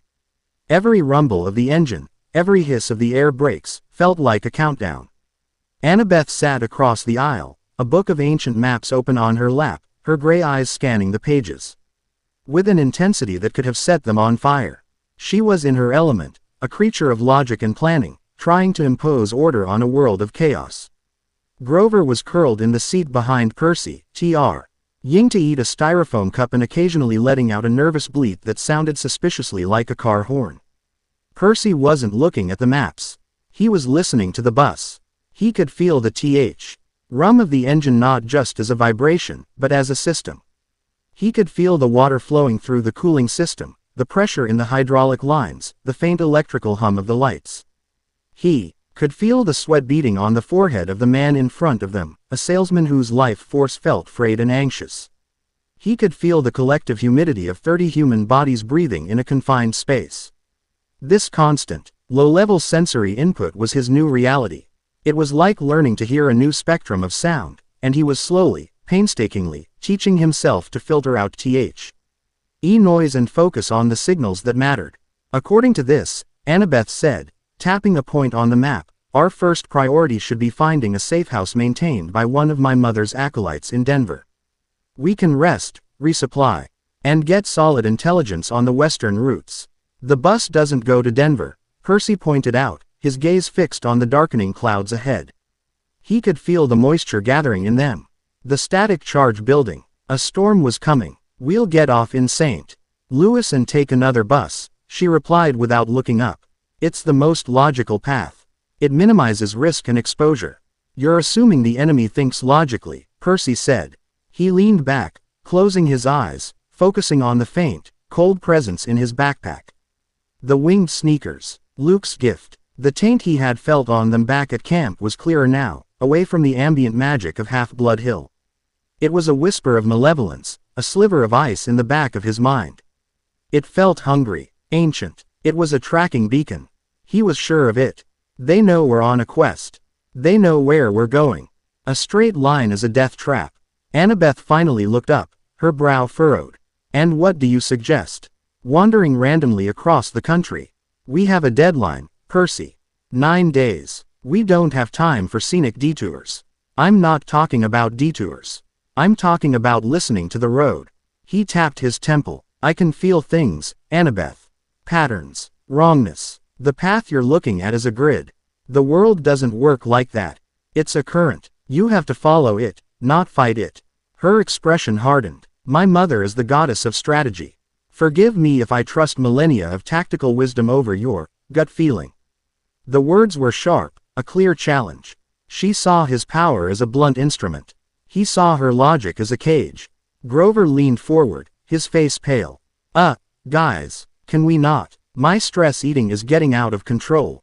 He held up the half-eaten cup. And also, I smell monsters. That got their attention. Percy's eyes snapped open. Annabeth's maps were forgotten. Where? Percy asked, his voice low. Grover's nostrils flared. Ahead. Not on the bus, but close. The smell is getting stronger. The bus began to slow, pulling off the highway toward a dingy, rain-slicked depot. A sign announced their arrival in St. Louis. The storm Percy had felt was breaking. Rain lashing against the windows. This is our stop anyway, Annabeth said, already packing her book. We'll be careful. No, Percy said, a sudden certainty seizing him.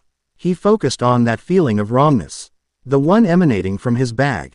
It was resonating with something outside. Something in this city. This wasn't just a random monster. This was the trap. This is where they expect us to get off. We're staying on the bus. Percy, that's insane, Annabeth hissed. Grover smells monsters here. We need to get off, assess the threat, and move on. Sticking to the schedule is the worst thing we could. Your schedule is what's going to get us killed. He shot back, his voice a low, intense whisper. They gave me these shoes for a reason. They're tracking us. They know the bus schedule. They know the logical route. The real threat isn't the monster Grover smells. It's the one waiting at the next stop, when we don't show up here and they realize we're improvising. It was a gamble, a decision based on nothing more than his new, strange senses and a deep, coiling suspicion. He was choosing to trust his intuition over her logic. Annabeth stared at him, her gray eyes stormy with conflict. For a strategist like her, ignoring a known threat in favor of avoiding a hypothetical one was madness. But there was a conviction in his eyes, a chilling certainty that made her hesitate. Fine, she finally bit out, her voice tight with disapproval. We do it your way. But if a fury rips this bus apart in the next 10 miles, I'm blaming you. They stayed in air seats as other passengers disembarked into the rain. Percy could feel the monster Grover had scented, a hot, bestial aura of rage somewhere in the city, but it was unfocused, questing. It was a bloodhound waiting for a scent that never arrived. As the bus pulled away from the station, back onto the dark, wet highway, Percy felt a subtle release of tension in the air, as if a net he hadn't seen had just been withdrawn. He had been right. The mood was even colder for the next few hours. Annabeth refused to speak to him. Grover nervously played a Mozart tune on his reed pipes that sounded suspiciously like, "Stayin' Alive." Percy took out the sneakers again, turning them over in his hands. He focused that perceptive part of his mind on them, the part that had read Clarice's soul.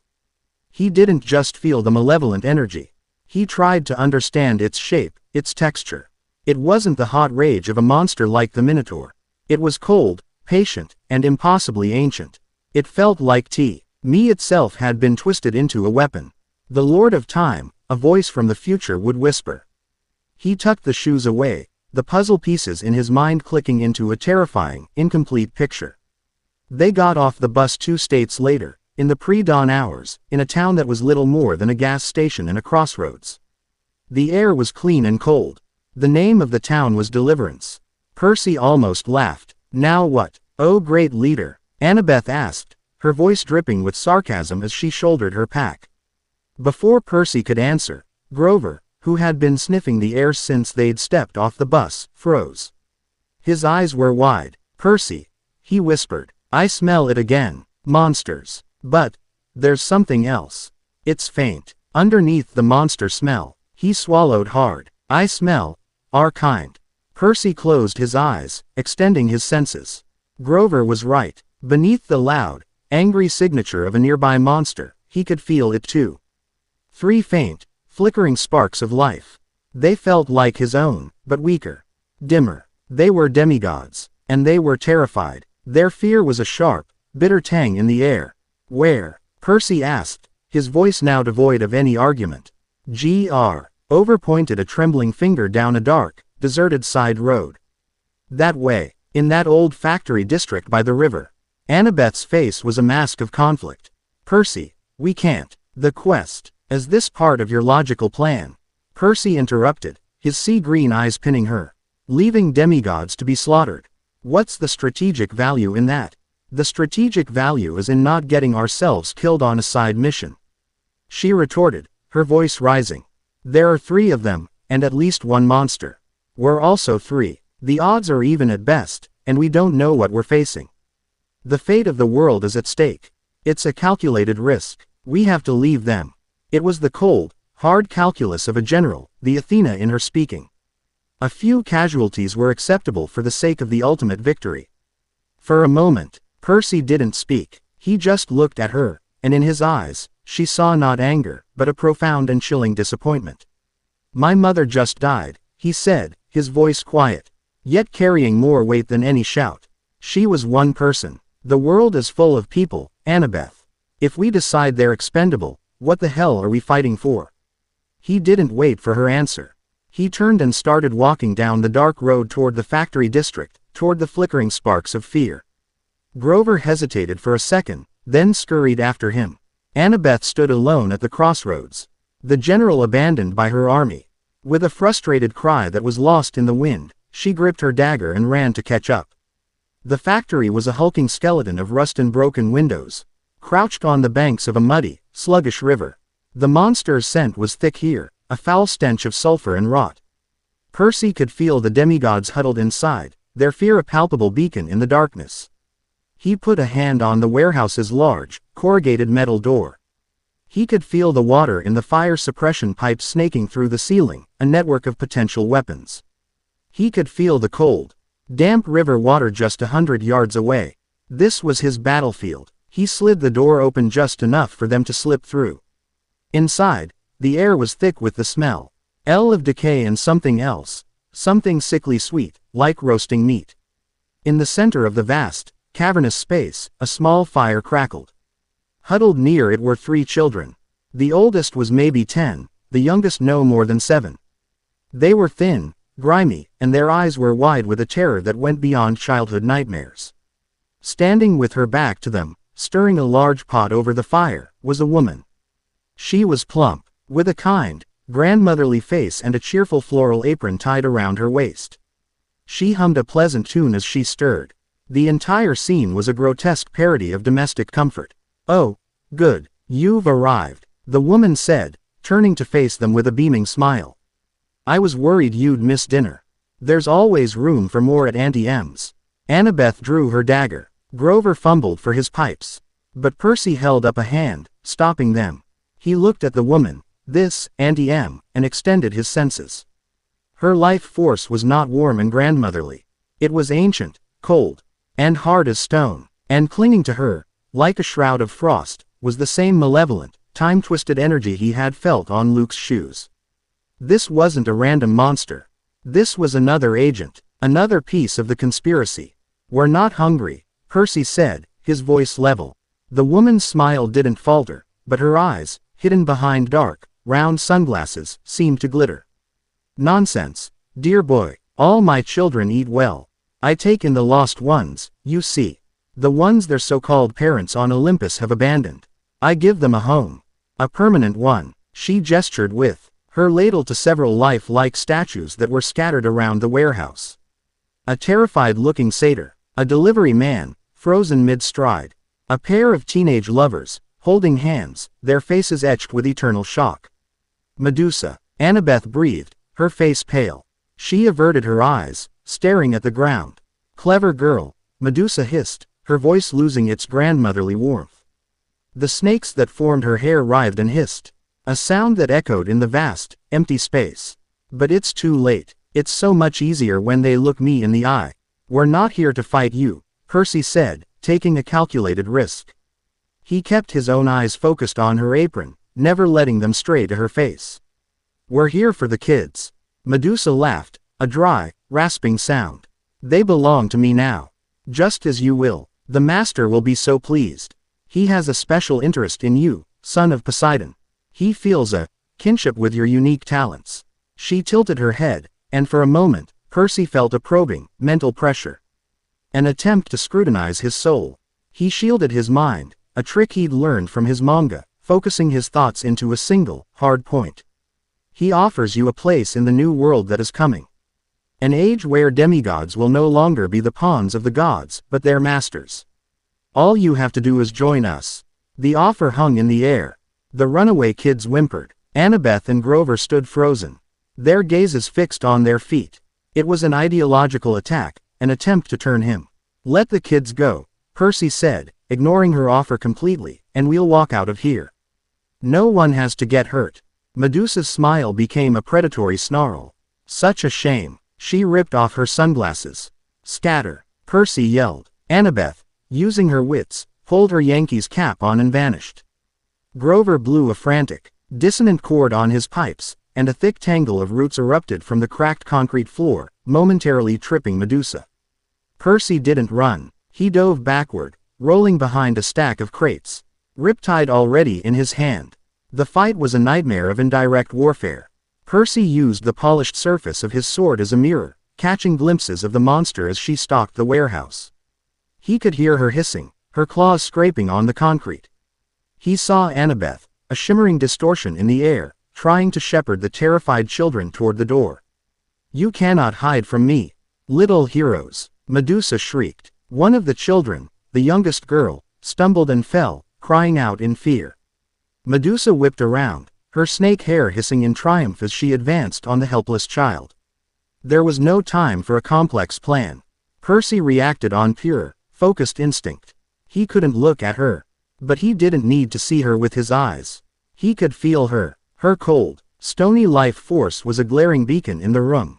He closed his eyes. Annabeth, get the kids out, now. He took a deep breath, and commanded the water. The sprinkler pipes running across the ceiling, 30 feet up, burst, not in a gentle spray, but in a series of violent, explosive ruptures. Torrents of icy water rained down, drenching the entire warehouse in a matter of seconds. The deluge soaked Medusa, plastering her snake hair to her scalp, momentarily blinding her. More importantly, it created 1,000 reflective surfaces. The puddles on the floor, the sheen of water on the metal crates. The very air thick with shimmering droplets. He had turned the entire room into a hall of mirrors.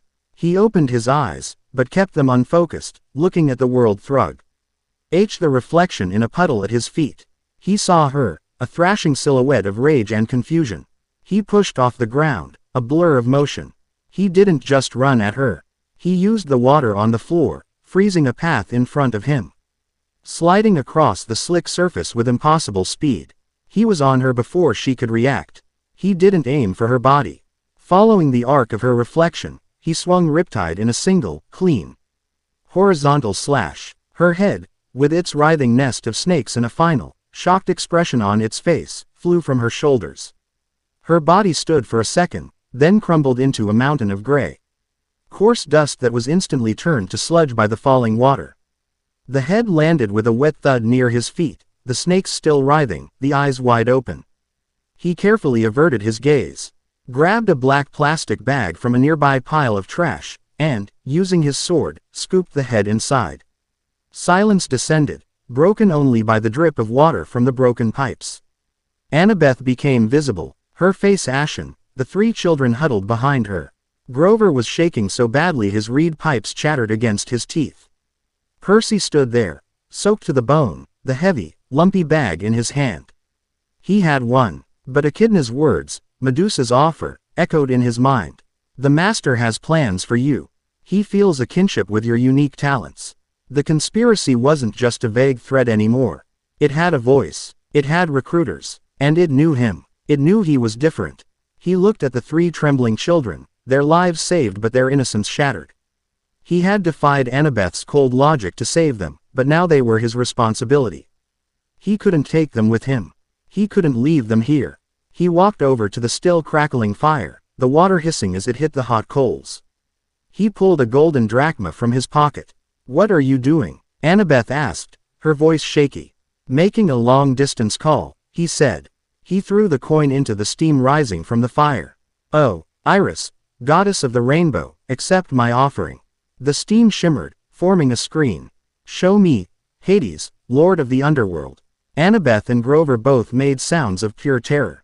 Annabeth grabbed his arm. "Percy, are you insane? You can't just call the god of the dead." But it was too late. The image flickered, resolving into a throne room of black obsidian, decorated with the bones of heroes and gods. On a throne of fused skeletons sat a tall, imposing figure with skin as pale as bleached bone and eyes that burned with a cold, black fire. Hades stared out of the iris message, his expression one of pure, regal annoyance. Percy met his gaze without flinching. "Lord Hades," he said, his voice ringing with a confidence he didn't feel. "Perseus Jackson, we haven't been properly introduced." Hades' eyes narrowed. "The sea spawn. You have the audacity to summon me. I should strike you down for this impertinence." "You could," Percy acknowledged. "But I come bearing a gift.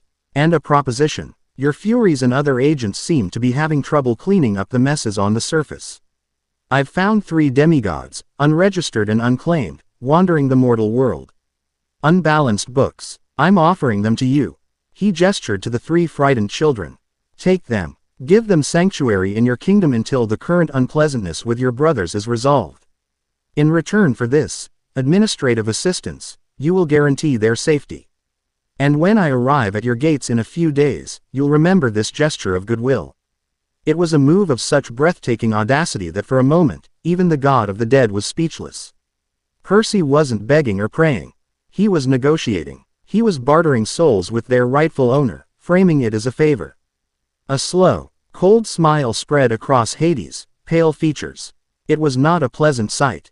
"You are not like the other heroes, Perseus Jackson. They come to me with swords and pleas. You come with leverage." He studied Percy for a long moment. "Very well. The bargain is struck. Leave the children. My servants will collect them." The image dissolved. Percy turned to the children. "It's okay," he said, his voice softening for the first time. "You're going to a safe place. Just stay here. Someone will be along to pick you up." He had just sent 3 children to the land of the dead. And he was telling them it would be okay. The weight of his own words felt like a physical blow. They walked out of the warehouse, leaving Medusa's head, carefully packed, behind. Y intended to mail it to Olympus as a statement. As they emerged into the pale light of dawn, Annabeth looked at him, her sarcasm and anger gone, replaced by a deep, unnerving awe. "My mother was wrong about you," she said quietly. "How so?" "She's the goddess of battle strategy. But you're not a warrior, Percy." She shook her head, trying to find the right words.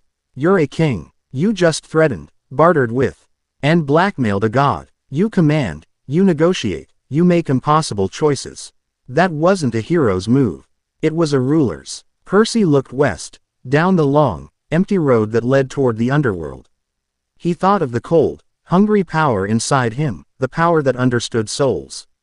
He thought of the conspiracy that was hunting him, that wanted to recruit him. He thought of the 3 children he had just condemned to the realm of the dead in order to save them. A king, The word felt less like a compliment and more like a curse. Chapter 4 End. Chapter 5. The Price of Divinity. The rhythmic clatter of the train wheels on the track was a hypnotic, grounding sound.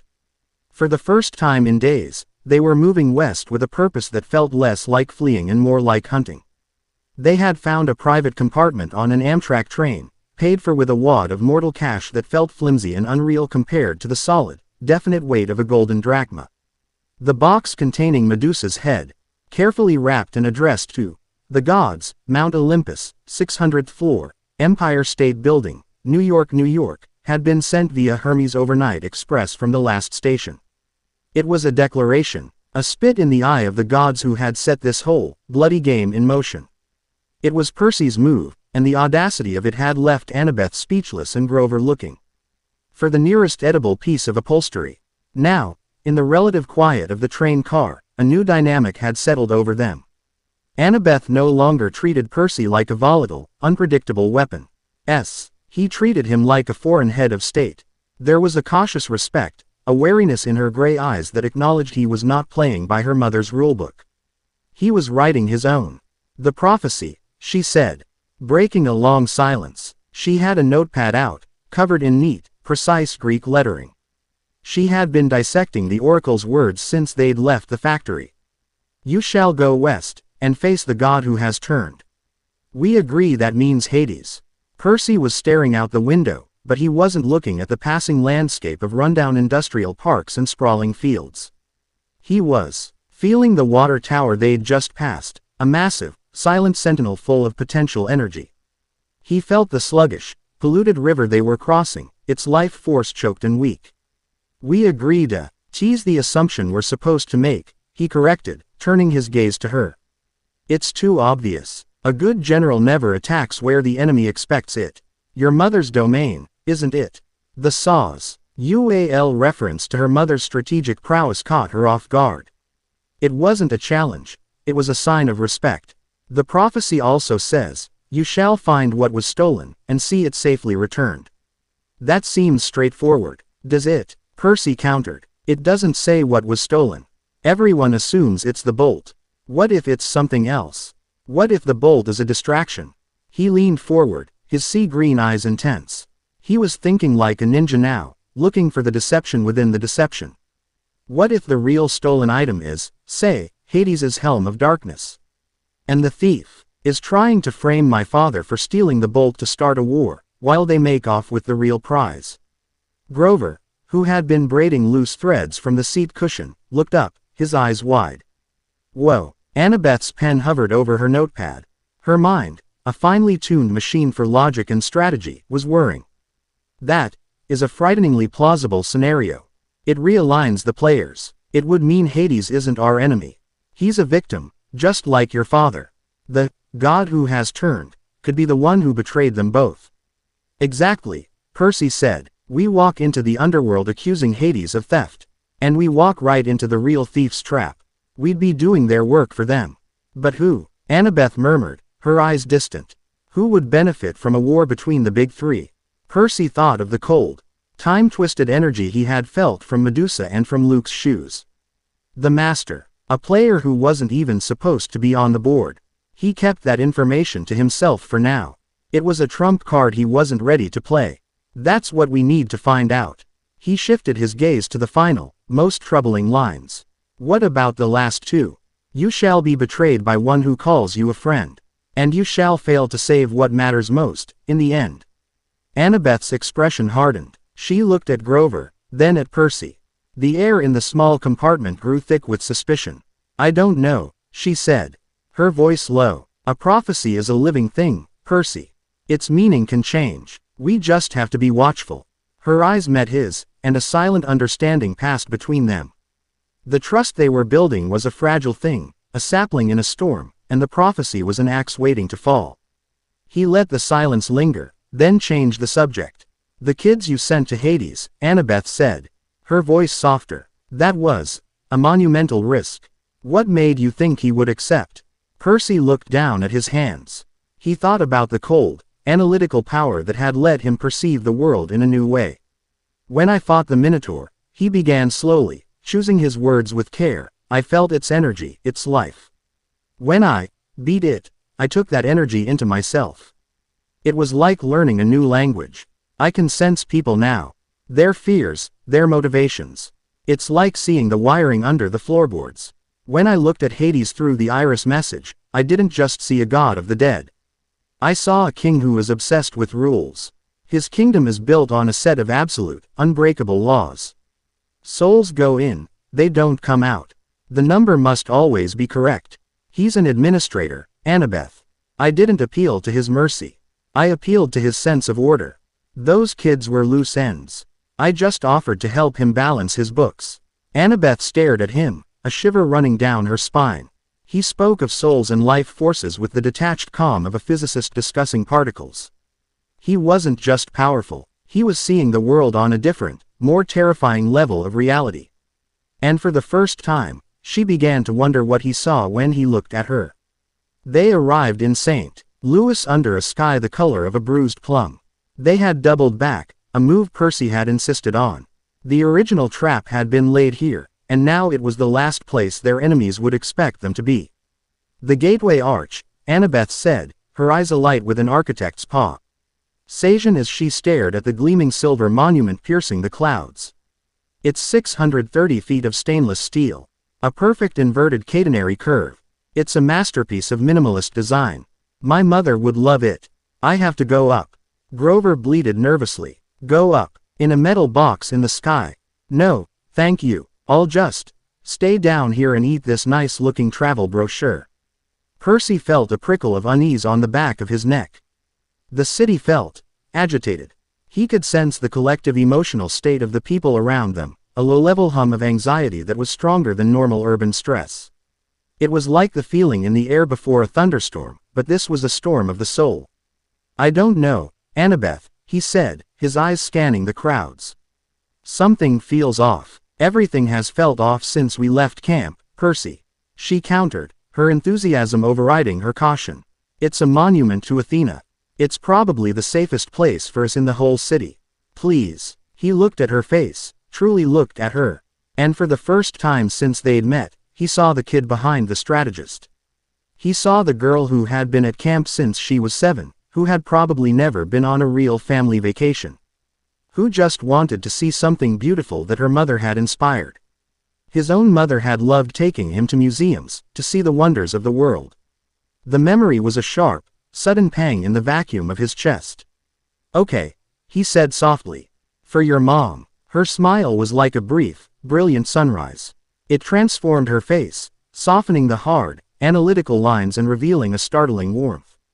The moment was fleeting, but it struck Percy with an unexpected force. The ride up in the cramped, futuristic elevator pod was claustrophobic. Percy could feel the immense potential energy stored in the steel structure around them, the tension of a drawn bowstring holding hundreds of tons of metal in a perfect, graceful arc. When they reached the observation deck at the top, the view was breathtaking.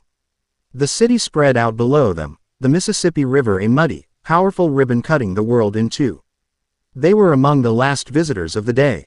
The only other people in the observation deck were a fat lady with a yapping chihuahua in a carrier bag, and a stern-looking security guard.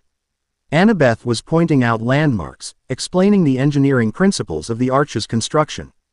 Her voice full of a rare, unburdened joy. Percy listened, but his attention was elsewhere. The feeling of wrongness was intensifying, culminating right here, at the apex of the world. He focused his senses on the other people. The security guard's life force was blank. Empty. A cleverly constructed illusion. The fat lady, however, was a different story. Her energy signature was vast, ancient, and utterly monstrous. It was a seething nest of predatory instinct, coiled beneath a thin, human disguise. The yapping chihuahua was a spark of pure, chaotic rage, a tiny inferno of malice. Annabeth, Percy said, his voice low and urgent. Grover, we're leaving. Too late. The security guard locked the exit, then shimmered and dissolved. The fat lady set down her carrier bag. Now, dearies, she said, her voice cloying and sweet. The tour isn't over yet. She began to change. Her body grew, her skin turning scaly and reptilian. Her kindly face hardened into a cruel, monstrous visage with glowing red eyes. She was Echidna, the mother of monsters. From the carrier bag, the chihuahua leapt out, growing at an alarming rate. It swelled into a creature of nightmare, with the body of a lion. The head of a fire-breathing goat sprouting from its back, and a long, thick serpent for a tail, its fangs dripping with green venom. The chimera. The few remaining mortal tourists screamed, scrambling for an exit that was no longer there. "So good of you to drop in, son of Poseidon," Echidna rasped, her voice a dry hiss. She wasn't looking at Annabeth or Grover. Her burning eyes were fixed on Percy. "The master sends his regards. He was so impressed with how you handled our dear Medusa." "We don't want any trouble," Percy said, drawing Riptide. The bronze blade hummed in the enclosed space. Echidna laughed, a sound like rocks grinding together. "Oh, but trouble is what you were born for, little king. You, more than anyone, should understand. We are not so different. The gods cast you out. Fear you, just as they did me and my children. They call you a hero, but you feel it, don't you? The power inside you, it's not the gentle power of the sea. It's the hunger of the abyss." Her words struck him like a physical blow. She knew. Somehow, she knew about the other power, the one he had kept secret. "The master recognizes your true nature," she continued, her voice a seductive, venomous whisper. "He sees the predator, the king of the things that hunt in the dark. He offers you a throne in the new world, a world where our kind, the strong, will no longer be slaves to the whims of the vain, squabbling sky dwellers. Why serve the sheep, Perseus, when you were born to be the wolf?" It was the same offer Medusa had made, but from the mouth of their progenitor. It carried a terrifying weight. It was a temptation tailored perfectly to the dark, coiled power within him. "I'm not a monster," Percy said, his voice tight. "Aren't you?" Echidna hissed. "Prove it." She gestured to the chimera. "Kill my son, but do it like a hero. Don't use that other power. Don't drain him as you did the bull man. Fight him with your pretty sword and your little water tricks. Let's see how long a hero lasts." The chimera roared, a deafening sound in the enclosed space.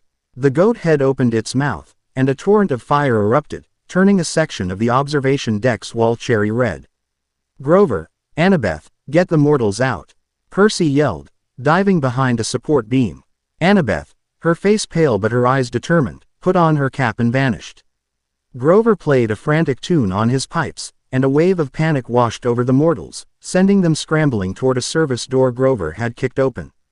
Percy was alone with the monster. The space was too tight to maneuver. The chimera's lion head lunged, its claws scraping furrows in the steel floor. Percy dodged, slashing with Riptide, the blade bouncing harmlessly off the creature's thick hide. The serpent tail lashed out, and Percy had to twist acrobatically to avoid the venomous fangs. This was a different kind of fight. The Minotaur was brute force. Medusa was a puzzle. The chimera was a chaotic, multi-faceted engine of destruction. "Having trouble, little hero?" Echidna taunted from the side. "Is it hard, fighting with one hand tied behind your back? Let it go. Show them your true face." He could feel it, that cold, hungry power, stirring within him. It wanted to be released. It wanted to reach out, to touch the chimera's raging life force and unmake it. It was the easy way out. The winning move. But Annabeth was there, invisible, watching. He couldn't let her see that part of him. Not yet. He decided to change the battlefield. He focused on the fire sprinkler system, just as he had in Medusa's lair. With a grunt of effort, he made the pipes burst. Water rained down, hissing on the hot metal, filling the air with steam. It gave him cover, and it doused the flames from the chimera's goat head. He used the water to his advantage, freezing patches of the floor to make the monster slip, creating whips of water to distract the serpent tail. He was holding his own. A whirlwind of bronze and water in the steamy chaos. But he was only defending. He couldn't find a way to hurt the beast. Then, through the steam, the serpent tail struck. He tried to dodge, he was a fraction of a second too slow. A fang, sharp as a needle, sank into his calf. Pain, white-hot and immediate, exploded through his leg. He cried out, stumbling back. He looked down. The wound was small, but the flesh around it was already turning a sickly black. A magical poison, burning through his veins, nullifying the healing effect of the water. His vision started to blur at the edges. The chimera advanced, sensing victory. Through the haze of pain, Percy saw Echidna's triumphant, reptilian smile. "It's over, little wolf," she hissed. "Now you belong to the master. Or to my son's belly. It makes no difference." He was dying. His demigod powers weren't enough. His secret power was his only way out, but using it would mean proving Echidna right. It would mean becoming the monster she claimed he was. And you shall fail to save what matters most, in the end. What mattered most? His life, the quest, or his soul? He looked at the hole the chimera's fire had burned in the side of the arch. Through it, he could see the gray, churning waters of the Mississippi River, 630 feet below. A desperate, insane idea formed in his mind, a plan born of agony and defiance. "Annabeth," he yelled, his voice strained. The structural integrity, the keystone. He didn't know if she could hear him, or if she would understand. He poured the last of his strength, his will, into one final act. He focused on a single, pressurized water pipe running near the hole. He didn't just burst it. He contained the pressure, building it, until the pipe was groaning under the strain. Then he released it, not as a flood, but as a single, focused, hydraulic spear of pure force, aimed directly at the weakened, glowing hot steel of the arch. The explosion was deafening. The side of the observation deck blew out in a shower of twisted metal and steam. The chimera, caught off guard, roared in surprise and pain. Percy, his legs screaming in agony, charged. He didn't use his sword. He slammed his body into the monster's side, tackling it, pushing it through the newly created hole. For a moment, they hung in the air, a boy and a monster silhouetted against the stormy sky. Then, they fell. The wind screamed in his ears. The poison burned like fire in his blood. He was plummeting toward the river, toward his death. He looked down at the churning brown water, the domain of his father. But he didn't pray to Poseidon. He had to save himself. He closed his eyes, and he reached inward, not to the sea, but to the abyss. He let go. He unleashed the hungry, cold power he had been suppressing. He let the wolf out of its cage. The world dissolved into a maelstrom of sensation. He felt the poison in his veins, not as pain, but as an alien energy, a system he could analyze. He felt the raging, chaotic life force of the chimera, tangled around him as they fell. He felt the vast, powerful, ancient spirit of the Mississippi River rising up to meet him. He hit the water. It was not a painful impact. It was a baptism, a homecoming. The river's power flooded into him, a billion gallons of raw, elemental force. It warred with the poison, a titanic struggle within his own cells. But it wasn't enough. The poison was too strong. So the other power answered. From the depths of his soul, the abyss surged forth. It did not fight the poison. It consumed it. It devoured the alien energy, stripping it down to its component parts and absorbing it. The pain vanished, replaced by a surge of cold, clear power. Then, the abyss turned its attention to the chimera, which was harassing beside him in the crushing depths. Percy reached out, not with his hand, but with his will. He touched the monster's essence. He saw the knot of its being, the lion's rage, the goat's fire, the serpent's venom. It was a chaotic, ugly tangle of life, and with a thought, he unraveled it. The chimera didn't explode. It didn't scream. It simply ceased. Its life force, its rage and fire and poison, drained away, flowing into Percy like a river into the ocean. The power he absorbed was immense, intoxicating. He felt his own energy, his own soul, expand, solidifying. He wasn't just a container for this power anymore. He was becoming one with it. He floated in the dark, silent depths, the stolen power settling within him. He was healed. He was stronger. He was changed. He had failed Echidna's test. He had not fought like a hero. He had won like a king. Like a predator. Like a god of a darker, hungrier pantheon. He swam to the surface, breaking through into the rain-swept air. He took a breath not because he needed it. He discovered he could breathe just as well underwater, but out of habit. The shore was lined with emergency vehicles, their lights flashing. High above, the arch was a wounded silver giant, a plume of smoke still rising from its peak. Two figures were scrambling down the muddy riverbank toward him. Annabeth and Grover. Their faces were masks of disbelief and horror. They had seen him fall. They had seen the explosion. They had assumed he was dead. He walked out of the river, the water cascading off him. He was not injured. He was not even breathing heavily. He stood before them, a figure of quiet, intimidating power, the mighty, muddy river his apparent ally. Annabeth stopped a few feet from him, her Yankees cap clutched in her hand, her gray eyes wide with a terrifying question. She had seen him fight. She had seen him make a choice that should have been suicide. And now he stood before her, radiating an aura that was colder, deeper, and far more ancient than just the sun of the sea. She didn't ask, "Are you okay?" She didn't ask, "What happened?" Her voice was a shaky whisper, barely audible over the sirens. "What are you?" Percy looked at her, at the friend he was destined to be betrayed by, and for the first time, he let her see it. Just a glimpse. The cold, ancient stillness in his eyes. The abyss looking back at her. He didn't answer. He just looked west, where the sun had set, and the sky was the color of a fresh bruise. The quest was no longer about a stolen lightning bolt. It was about the throne Echidna had spoken of. He was beginning to understand that some crowns, you had to take for yourself. Chapter 5 End. Chapter 6. Gods and Pawns. The question hung in the air between them, more real than the flashing emergency lights. More substantial than the cold rain that was starting to fall. "What are you?" Annabeth's voice was a fragile thread in the tapestry of sirens and shouting, but for Percy, it was the only sound in the world. He saw the terror in her eyes, but beneath it, he saw the gears of her brilliant mind turning, trying to categorize him, to put a name to the cold, ancient power she had just witnessed.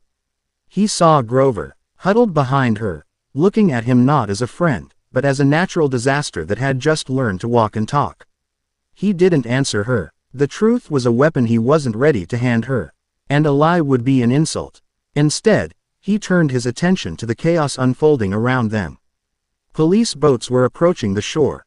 Officers were setting up a perimeter. We the eye of a hurricane of mortal confusion. "We need to move," he said, his voice flat and devoid of the panic or adrenaline that should have been there. It was the voice of a commander assessing a battlefield, not a kid who had just fallen 600 feet. "The mortals will contain the scene, but they'll have questions.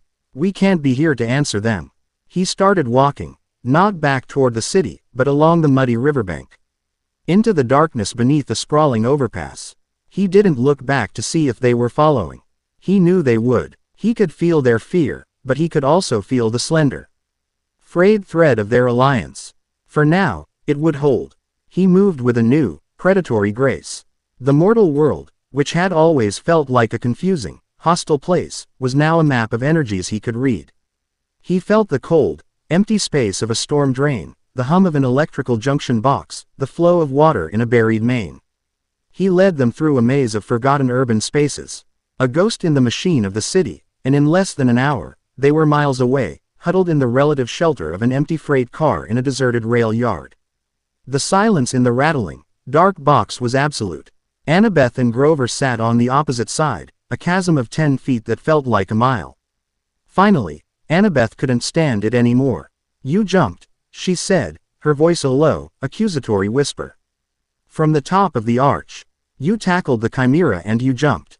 That wasn't a plan. That was suicide." "It worked," Percy replied, his voice calm.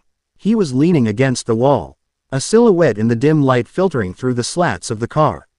"You died, Percy," Grover bleated, his voice cracking. "We saw you. No one could have survived that fall." "My father is the god of the sea," Percy stated, offering them the simplest, most palatable piece of the truth. "The river, it broke my fall. It healed me." Annabeth shook her head, her blonde ponytail a pale slash in the darkness. "No, it was more than that. I've seen children of Poseidon fight. They can be healed by water, yes. But you walked out of that river radiating something else.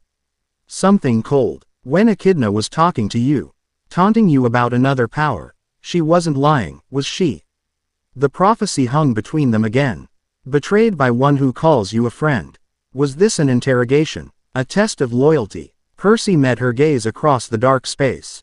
He could feel her fear, but beneath it, he felt the burning, desperate need for an answer, for a piece of solid ground in the terrifying new world he represented. He decided to give her one. When I was a kid, he began, his voice taking on a distant, storyteller's tone, I was different. The water always listened to me, but there was something else. Clarity. When I got angry or scared, I could see things. Not with my eyes. I could see the weaknesses in things. The cracks. On the bus to the museum, when Nancy Bobofit was throwing sandwiches at Grover. I made a water bottle cap disintegrate. At the museum, when the Fury attacked, I understood how to use the fountain to trap her before I even thought about it. I just knew. He paused, letting them absorb the confession. When I fought the Minotaur, and it took my mother, the vacuum in his chest pulsed, a cold, dead star. Something broke, or maybe something was unlocked. I felt the monster's life, its energy. And I took it. I didn't just kill it, I unmade it, absorbed it. The chimera was the same. The poison was killing me. A hero's fight wasn't going to work. So I stopped fighting like a hero. He looked up, his sea-green eyes seeming to glow in the darkness. It's a part of me, Annabeth. I don't know what it is, or where it comes from. But it's what's keeping us alive. It was a masterful confession. It was honest, yet it revealed nothing of the manga, of the demon lord, of the abyss. It framed his power as a primal, instinctual part of his demigod nature, a dark gift born of trauma. It was a truth they could understand, even if it terrified them. Grover was whimpering softly. Annabeth was silent for a long time. Echidna called you a wolf, she finally said. She said you were born to be a predator. And what do you think? Percy asked quietly. She didn't answer. She just pulled her knees to her chest, her dagger resting on her lap, a silent sentinel in the rattling darkness. The conversation was over. A new, fragile truce had been established, one built not on friendship, but on a shared understanding of the terrible, necessary monster in their midst. They rode the freight train through the night, a long, rumbling journey into the heart of the country. By morning, the flat plains of Kansas had given way to the rising, jagged promise of the Rocky Mountains. They arrived in Denver, a city bathed in the crisp, clean light of a high-altitude sun. They were grimy, exhausted, and emotionally shattered, but they were alive. The safe house my mother maintains. It's a diner on the outskirts of the city, Annabeth said, her voice all business. The strategist was back in control, the fear locked away behind a wall of logic. It's run by a veteran of the Titan War. A legacy of Athena. We can get food, a shower, and maybe some real information. They navigated the city's bus system, the mundane reality of it a stark contrast to the mythic horrors they had faced. But as they walked the last few blocks toward the diner, Percy felt a new power signature enter his awareness. It was loud, abrasive, and hot, like the exhaust from a muscle car. It was the energy of a bonfire soaked in gasoline, pure, unadulterated, divine rage. A motorcycle, a gleaming chrome monstrosity that looked like it was forged in a volcano, roared up the street and screeched to a halt. Blocking their path, the man riding it was a giant, dressed in black leather, with a red bandana tied around his head and sunglasses that seemed to conceal pits of fire. A shotgun was strapped to his back, and the air around him crackled with an almost visible aura of violence. Annabeth and Grover froze, their faces draining of color. They knew who this was. Well, the biker god boomed, his voice like a Harley-Davidson starting up. He swung a leg off the bike and swaggered toward them. If it isn't the little C-Spawn and his fan club. You've been making a lot of noise, kid. Ares, the god of war. He stopped in front of Percy, towering over him. He was a force of nature, a walking embodiment of every bar fight and battlefield in history. But Percy didn't flinch. He met the god's stare, and with his unique senses, he looked past the overwhelming aura of rage. He saw the wiring, and he saw that the god of war was agitated. Not just angry, but restless, paranoid. There was an external pressure on him, a subtle influence that was twisting his natural belligerence into something more focused, more directed. The master was pulling his strings. Ares was the god who has turned, not against Olympus in a grand betrayal, but against his family in a petty, manipulated squabble. He was a pawn, a very big, very dangerous pawn. Lord Ares, Percy said. his voice respectful but firm. He wasn't going to show fear. Predators didn't respect fear, they respected strength. Ares let out a short, barking laugh. Lord Ares, I like it. Got manners, for a punk. Listen up, I know all about your stupid quest. Zappy's lost his stick, everyone's blaming your old man, and you're the chump sent to clean up the mess. He leaned in close, and Percy could smell leather and gunpowder. I can help you. I know a guy who can get you to LA with a truck full of livestock. No questions asked, and I can give you some information. A little tip about what's really going on. And what do you want in return? Percy asked, already knowing the answer. A god like Ares never gave anything for free. Ares's grin was a slash of white teeth. A little errand. My favorite shield got left behind after a date. At an abandoned water park a few miles from here. My girl, Aphrodite, set up this whole romantic scene, but we got interrupted by her husband, Hephaestus. Ugly bastard. Anyway, he set a trap. I can't go get it myself. Divine rules. But a hero on a quest, you could. Annabeth looked at Percy, her eyes wide. This was a gift, a deal with a god. Transportation, information, a chance to get an Olympian on their side. Her strategic mind was screaming at him to take the deal. Percy, however, saw the trap. This wasn't about a shield. This was a test, the same test Echidna had given him. Would he be a hero? Would he be a pawn, running errands for the gods? The master wanted to know. Ares was just the delivery boy. He had to play the game, but he would play it by his own rules. We'll do it, Percy said. Ares clapped him on the back, a blow that would have sent a normal kid flying. That's what I like to hear. The park's that way. Get my shield, bring it back here. And we're in business. But, Percy said, not moving. Our deal isn't just for a ride and a tip, Lord Ares. That's not enough. Ares's grin vanished. His fiery eyes narrowed behind his sunglasses. What did you say? You're the god of war, Percy said, his voice dropping, taking on the cold, commanding tone he had used with Hades. You see the whole battlefield. You know this isn't just about the bolt. There's another player in this game, isn't there? Someone pulling strings, manipulating the conflict for their own ends. Someone who has an interest in me, an interest in you.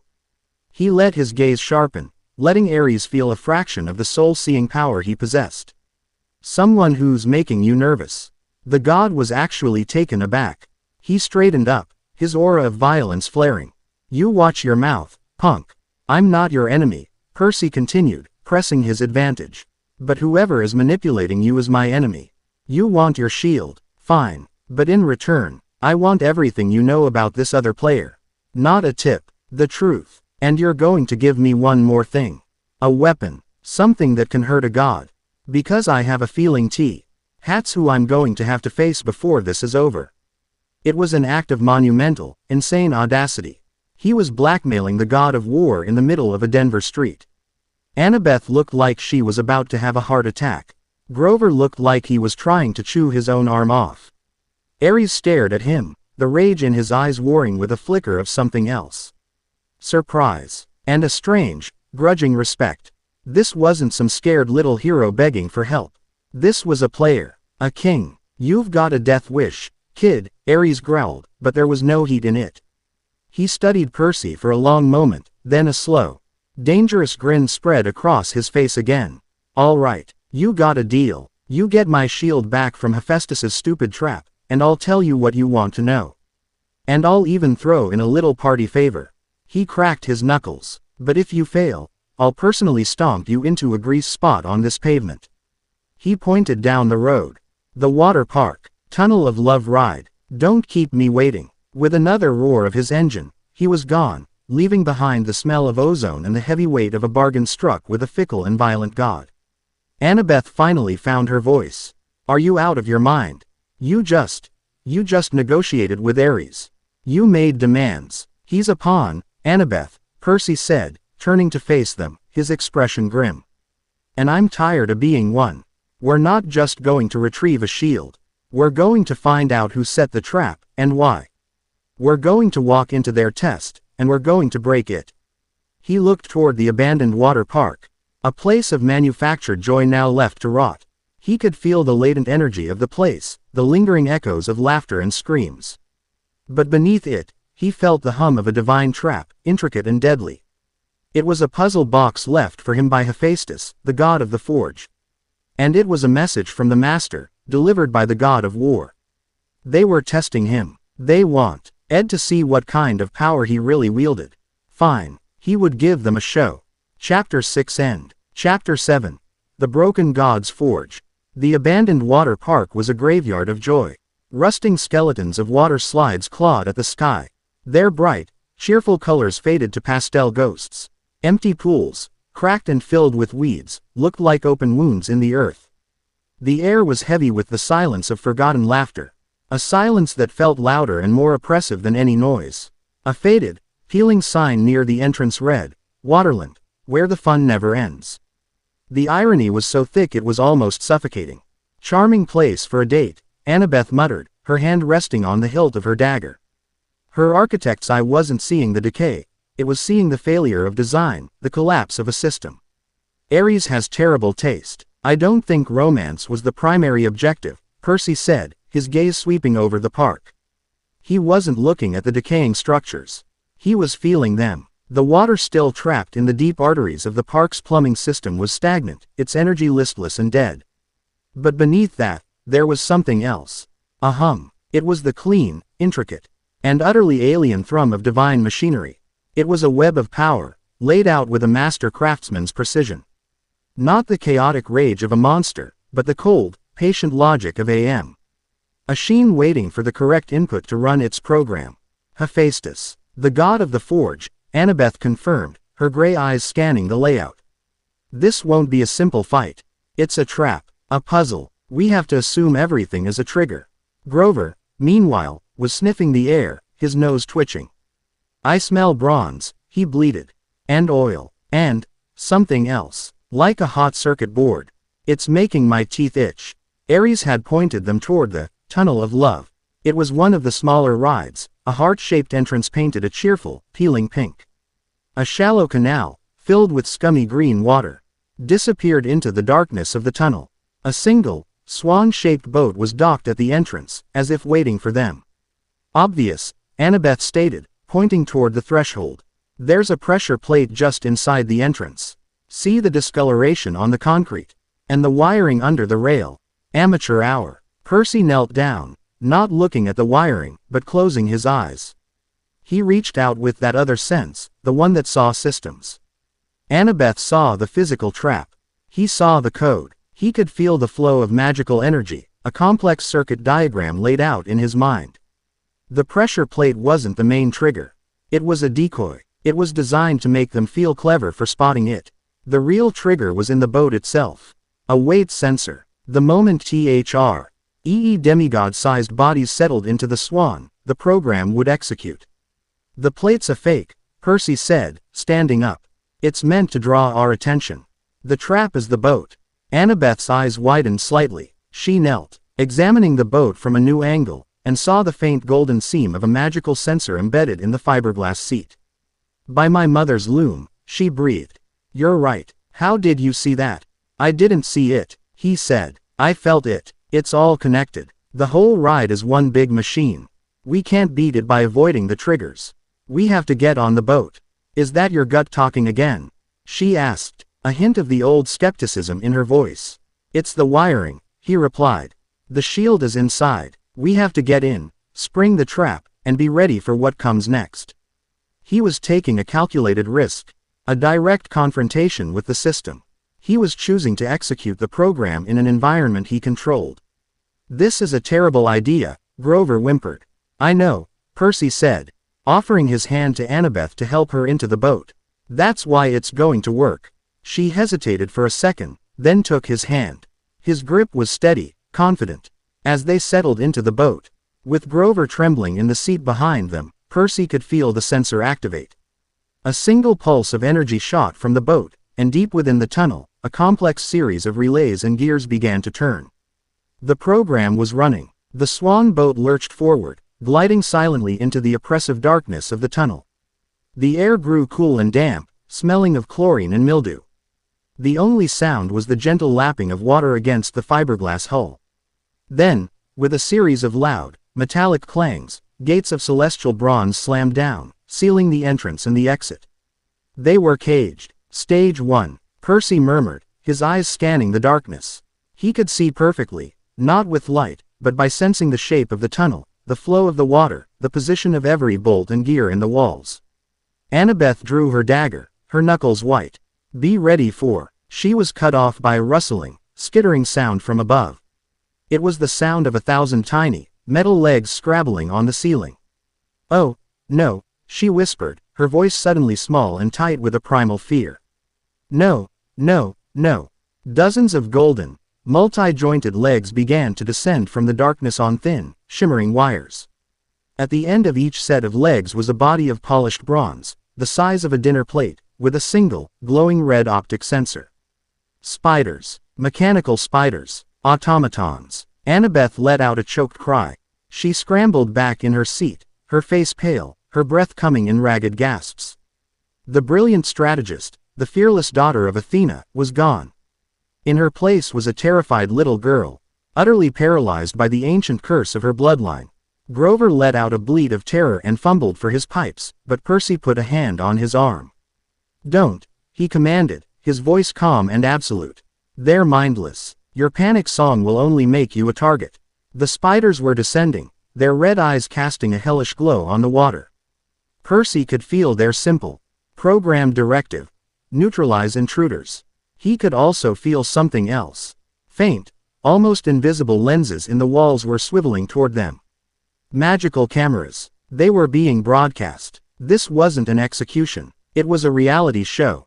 A divine comedy designed to humiliate Ares. Hephaestus is trying to catch them in the act again, Percy said, partly to himself, partly to Grover. He wants to broadcast this to Olympus. Then, with a deafening whir, a massive, woven net of celestial bronze dropped from a hidden compartment, splashing into the water and surrounding their boat. It was the trap, the one from the myths. Okay, Percy said, his mind moving with cold, rapid-fire clarity. New plan. He looked at Annabeth, who was curled into a ball, trembling, her eyes squeezed shut. He needed her mind, but it was offline. It was up to him. He was the only one who could see the whole system.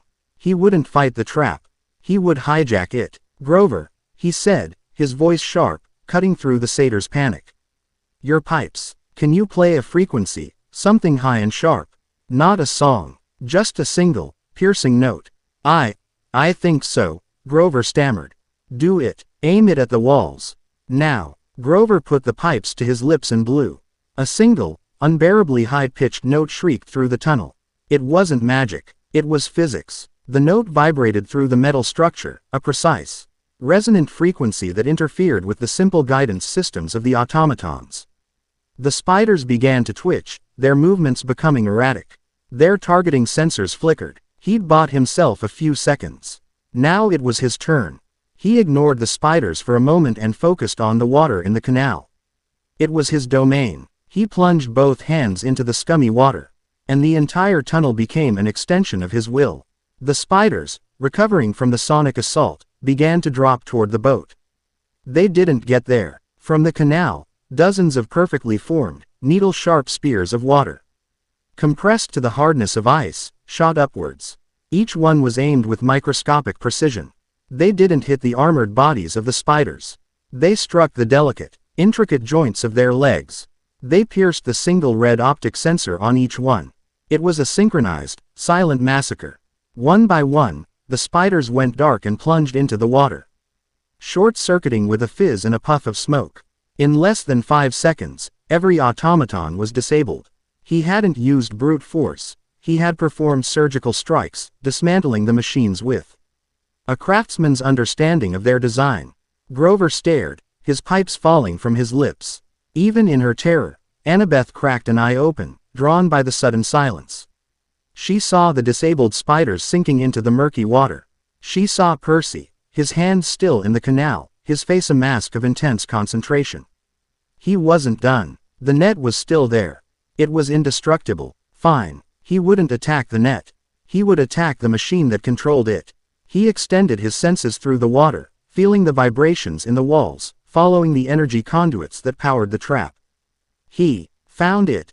A complex winch system hidden in a recess above them. He drew a deep breath.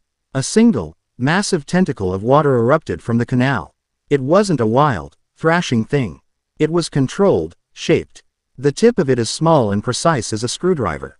It shot into the recess, and Percy could feel the inner workings of the winches clearly as if he were holding them in his hands. He didn't try to smash the gears.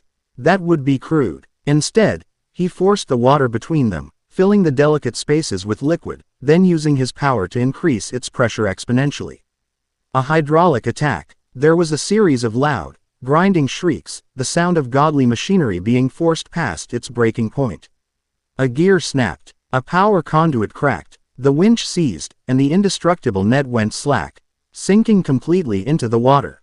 They were free. But Percy still wasn't finished. The broadcast. The audience. Hephaestus thought he was the director of this show.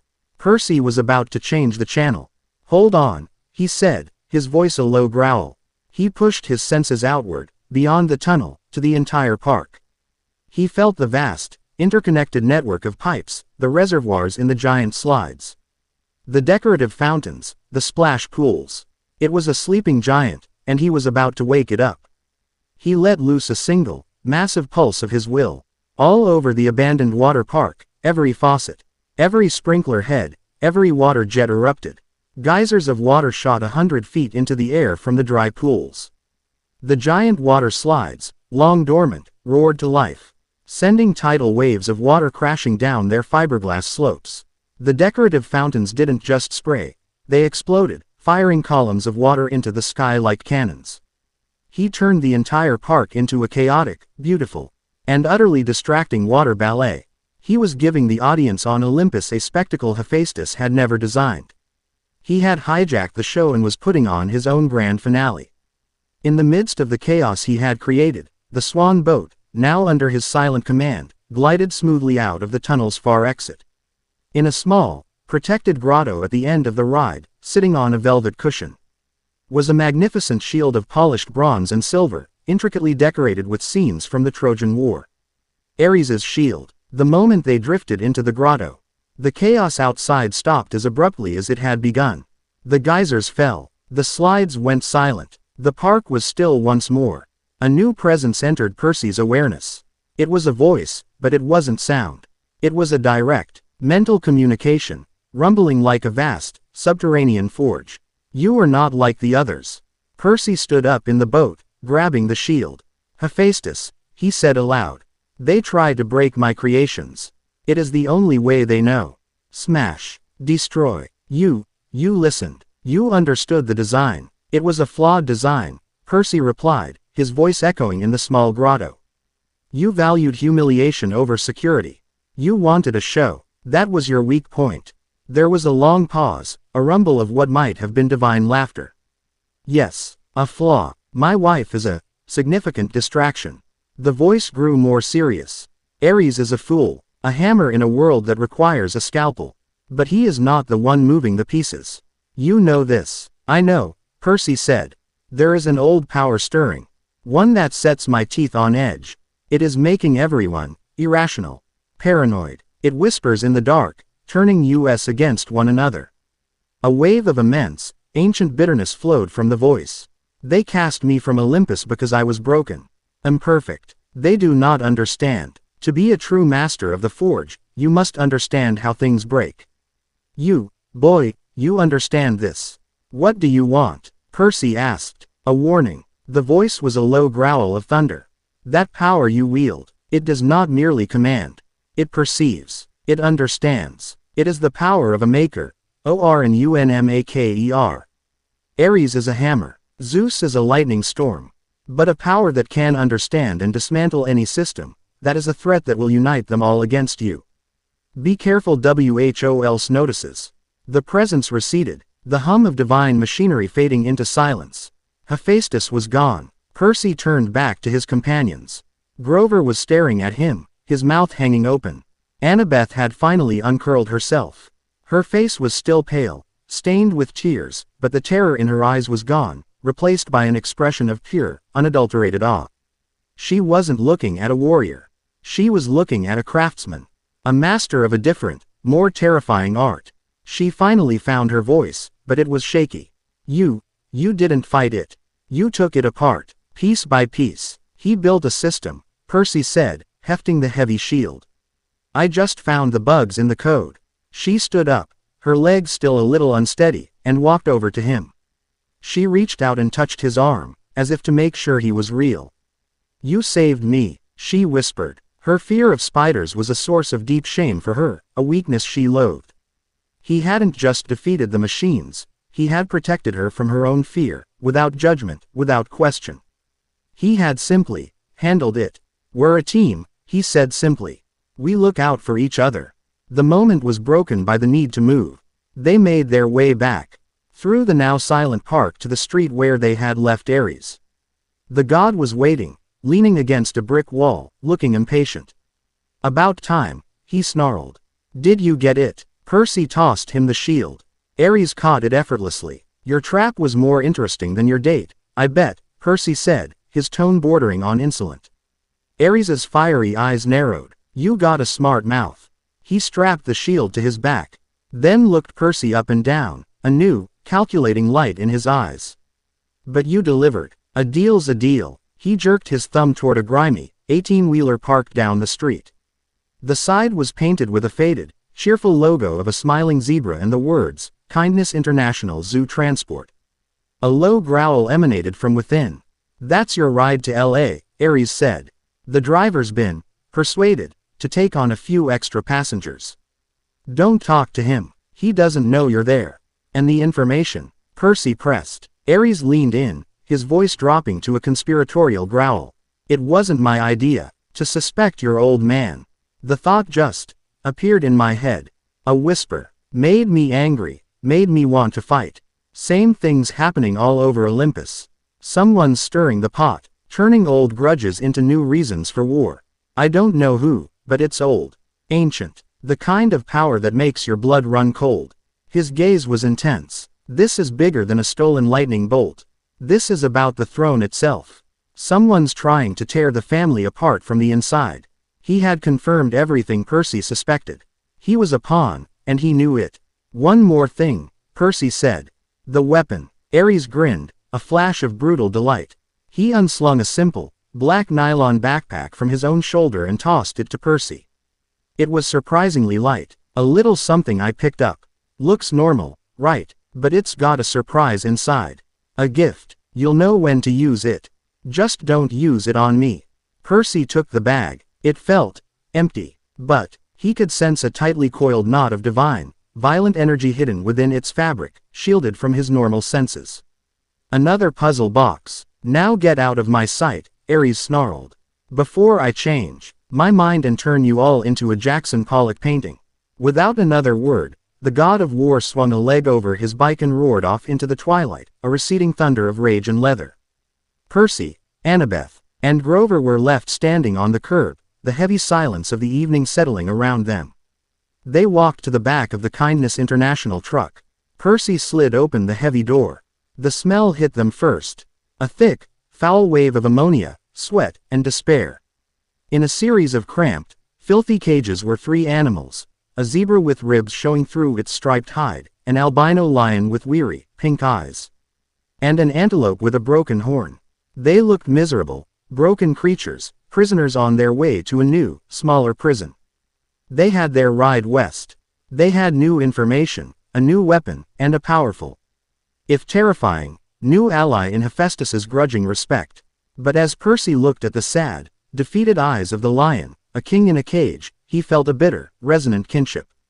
He climbed into the stinking darkness, Annabeth and Grover following him. The heavy door rolled shut, plunging them into a world of filth and misery. They were moving again, but they were not free. They were just cargo, being shipped to the next square on a board far bigger and more dangerous than they could imagine. Chapter 7 End. Chapter 8. The King in the Cage. The darkness inside the truck was a living thing. It was thick with the stench of fierce sweat, stale hay, and the bitter ammonia of animal waste. It was a suffocating, claustrophobic world, punctuated by the rhythmic cl. Adder of the wheels on the asphalt and the low, mournful sounds of their fellow prisoners. Every groan from the albino lion, every nervous shuffle from the zebra, every defeated sigh from the antelope, was a testament to their shared condition. They were all just cargo, being shipped from one cage to another at the whim of beings far more powerful than themselves. Annabeth had retreated into a tactical silence, cleaning her bronze dagger with a scrap of cloth, her face a mask of concentration in the slivers of moonlight that pierced the truck's walls. She was processing the events at the water park, rerunning the variables, trying to fit Percy's impossible victory into a logical framework. He could feel the turmoil in her, the battle between her ingrained respect for systems and her awe. How he had so completely and utterly broken one. Grover, however, had no such intellectual defenses. He was suffering. As a satyr, he was connected to the wild, and the raw, unfiltered misery of caged animals was a poison to his spirit. He sat huddled, his knees drawn to his chest, his big, gentle eyes filled with a pain that was not his own. "It's wrong," he whispered, his voice hoarse. "They shouldn't be in here. I can hear them, dreaming. The zebra, she dreams of grasslands so wide the sky touches the earth on all sides. The lion, he dreams of the sun on his back, and the sound of his own roar echoing for miles." He looked at Percy, his expression pleading. "This isn't just a cage of steel, Percy. It's a cage of broken hearts." Percy didn't need Grover to translate. He could feel it himself. Since the fall into the Mississippi, his senses had been amplified, refined. He reached out, not with his hearing, but with his soul-perceiving power. He focused on the zebra. His father was the creator of horses. And the connection was immediate, a jolt of familial recognition. He didn't just sense her misery, he experienced it. He felt the phantom itch of dust on her hide, the memory of a herd moving as one. A living river of black and white across a golden plain. He felt the dull, aching confusion of her confinement, the betrayal of being a creature born for infinite space, out trapped in a box barely larger than her own body. Then he turned his attention to the lion. The king in the cage. The connection was different. It wasn't familial. It was a meeting of something primal. He felt the lion's spirit. Not broken, but banked, like the embers of a great fire smothered in ash. He felt the deep, cellular memory of the hunt, the surge of power, the pride of a king ruling his domain. And he felt the profound, soul-crushing indignity of his current state, the weakness, the filth, the humiliation of being stared at, transported, owned. The lion wasn't sad, he was insulted. His very being was an offense to the natural order. "Percy, please," Grover begged, his voice cracking. "You're the son of the Earthshaker, Lord of Horses. You could do something. What do you want him to do, Grover?" Annabeth's voice was sharp, cutting through the emotional haze. "Blast open the doors. The driver will call the police. We'll be fugitives. We'll have every mortal authority in the Southwest looking for us. We have 7 days to get to LA and stop a world war. Their suffering is tragic. It is. But we cannot risk the quest. The needs of the many outweigh the needs of the few." It was the cold, painful logic of her mother, a general's grim arithmetic. "They're not. The few." Grover shot back, his voice rising with a rare show of anger. "They're living beings. Doesn't that count in your strategic equations?" "Of course it counts," she retorted, her control finally snapping. "But we have to make choices. We are not gods. We can't save everyone." Percy remained silent, the argument washing over him. Annabeth's logic was sound. Grover's compassion was pure, and they were both wrong. They were looking at the problem from the perspective of pawns, of heroes weighing risks and rewards. He was beginning to see the board from a different angle entirely. He closed his eyes, the rhythmic motion of the truck lulling him, the argument fading into a background hum. He was exhausted, the fight with the Chimera and the confrontation with Ares having taken a deeper toll than he had realized. He drifted into an uneasy, shallow sleep, his mind still wrestling with the impossible choice. And in that space between waking and sleeping, a voice spoke to him. It was not the rumbling forge of Hephaestus or the violent boom of Ares. This voice was older, colder, and vaster. It was the sound of mountains grinding to dust, of galaxies being born and dying in the silent, infinite dark. It was the voice of the master, the ancient power that was pulling the strings. And it spoke to him not in his ears, but in the core of his being. The dreamscape was not a place. It was a void, a vast, black emptiness where the only thing that existed was his own conscio. USNESS and the crushing weight of this other, primordial will. They argue over the fate of animals. The voice resonated, not as a question, but as a statement of profound contempt. They seek to bind you with petty morality. The compassion of the satyr. The logic of the owl. These are the bars of the cage they build for you, little king. Images flooded Percy's mind, not his own memories, but visions granted by the voice. He saw Zeus on his throne, his face a mask of arrogant pride, hurling a lightning bolt that was a mere toy in his hand. He saw Poseidon, deep in his oceanic court, his expression one of stubborn, selfish defiance. He saw the gods of Olympus, bickering, preening, playing games with mortal lives as if they were pieces on a board. They call themselves lords of creation, the voice continued, its tone dripping with an irony so ancient it felt like a law of physics. But all they do is build cages. They caged my brethren in the pit. They cage mortals with fear and blind faith. They cage their own children with prophecies and suicidal quests. The vision shifted. Now he was seeing through the eyes of the lion in the truck. He felt the sway of the vehicle, smelled the stench, saw the oppressive darkness. He felt the rage, the indignity, the burning desire to be free, to be what he was born to be. This is their greatest talent, the voice concluded, its power focused on him like a spear. To take a king and put him in a cage. To take a power like yours and try to tame it, to label it, hero, or, monster. They are labels of slavery. A true ruler is bound by neither. A true ruler makes his own law. The lion does not ask the zebra for permission to be a lion. He simply is. The question, Perseus Jackson, is not whether you should free these beasts. The question is, are you a king? Or are you just another animal in a cage? Percy's eyes snapped open. The darkness of the truck was absolute, but the void from his dream was still imprinted on his vision. The voice was gone, but its words echoed in the cold, hungry space inside him. Annabeth and Grover had fallen into a tense, exhausted silence. He could feel their gazes on him in the dark. The choice had been made. But it was no longer about compassion versus logic. The voice in the dream, the master, had intended to tempt him, to push him toward a darker path. And it had succeeded, but not in the way it had intended. Percy would free the animals not as an act of rebellion against the gods, or as an embrace of his predator, nature. He would free them because the voice had shown him a profound truth, the act of caging another living being was the ultimate act of tyranny. It was the fundamental tool of the gods he despised, and the master he would eventually have to face. Refusing to be a jailer was his first true act of kingship. It was his first law. Annabeth, he said, his voice cutting through the silence, calm and absolute. I need you to find the weakest point on the side of this truck. A seam, a loose rivet. Something I can exploit. Percy, no, she began, her voice a strained whisper. We talked about this. It's too dangerous. I'm not asking for your opinion on the mission, he said. His tone leaving no room for argument. It was not cruel, but it was final. It was the voice of command. I'm giving you a task. Find me a weak point. She was silent for a moment. He could feel the struggle within her. Her strategic mind warring with the undeniable authority in his voice. Finally, with a sigh of frustrated resignation, she began to move, her hands running along the metal walls in the darkness. Percy turned his attention to the truck itself. He closed his eyes, extending his senses, feeling the machine around them.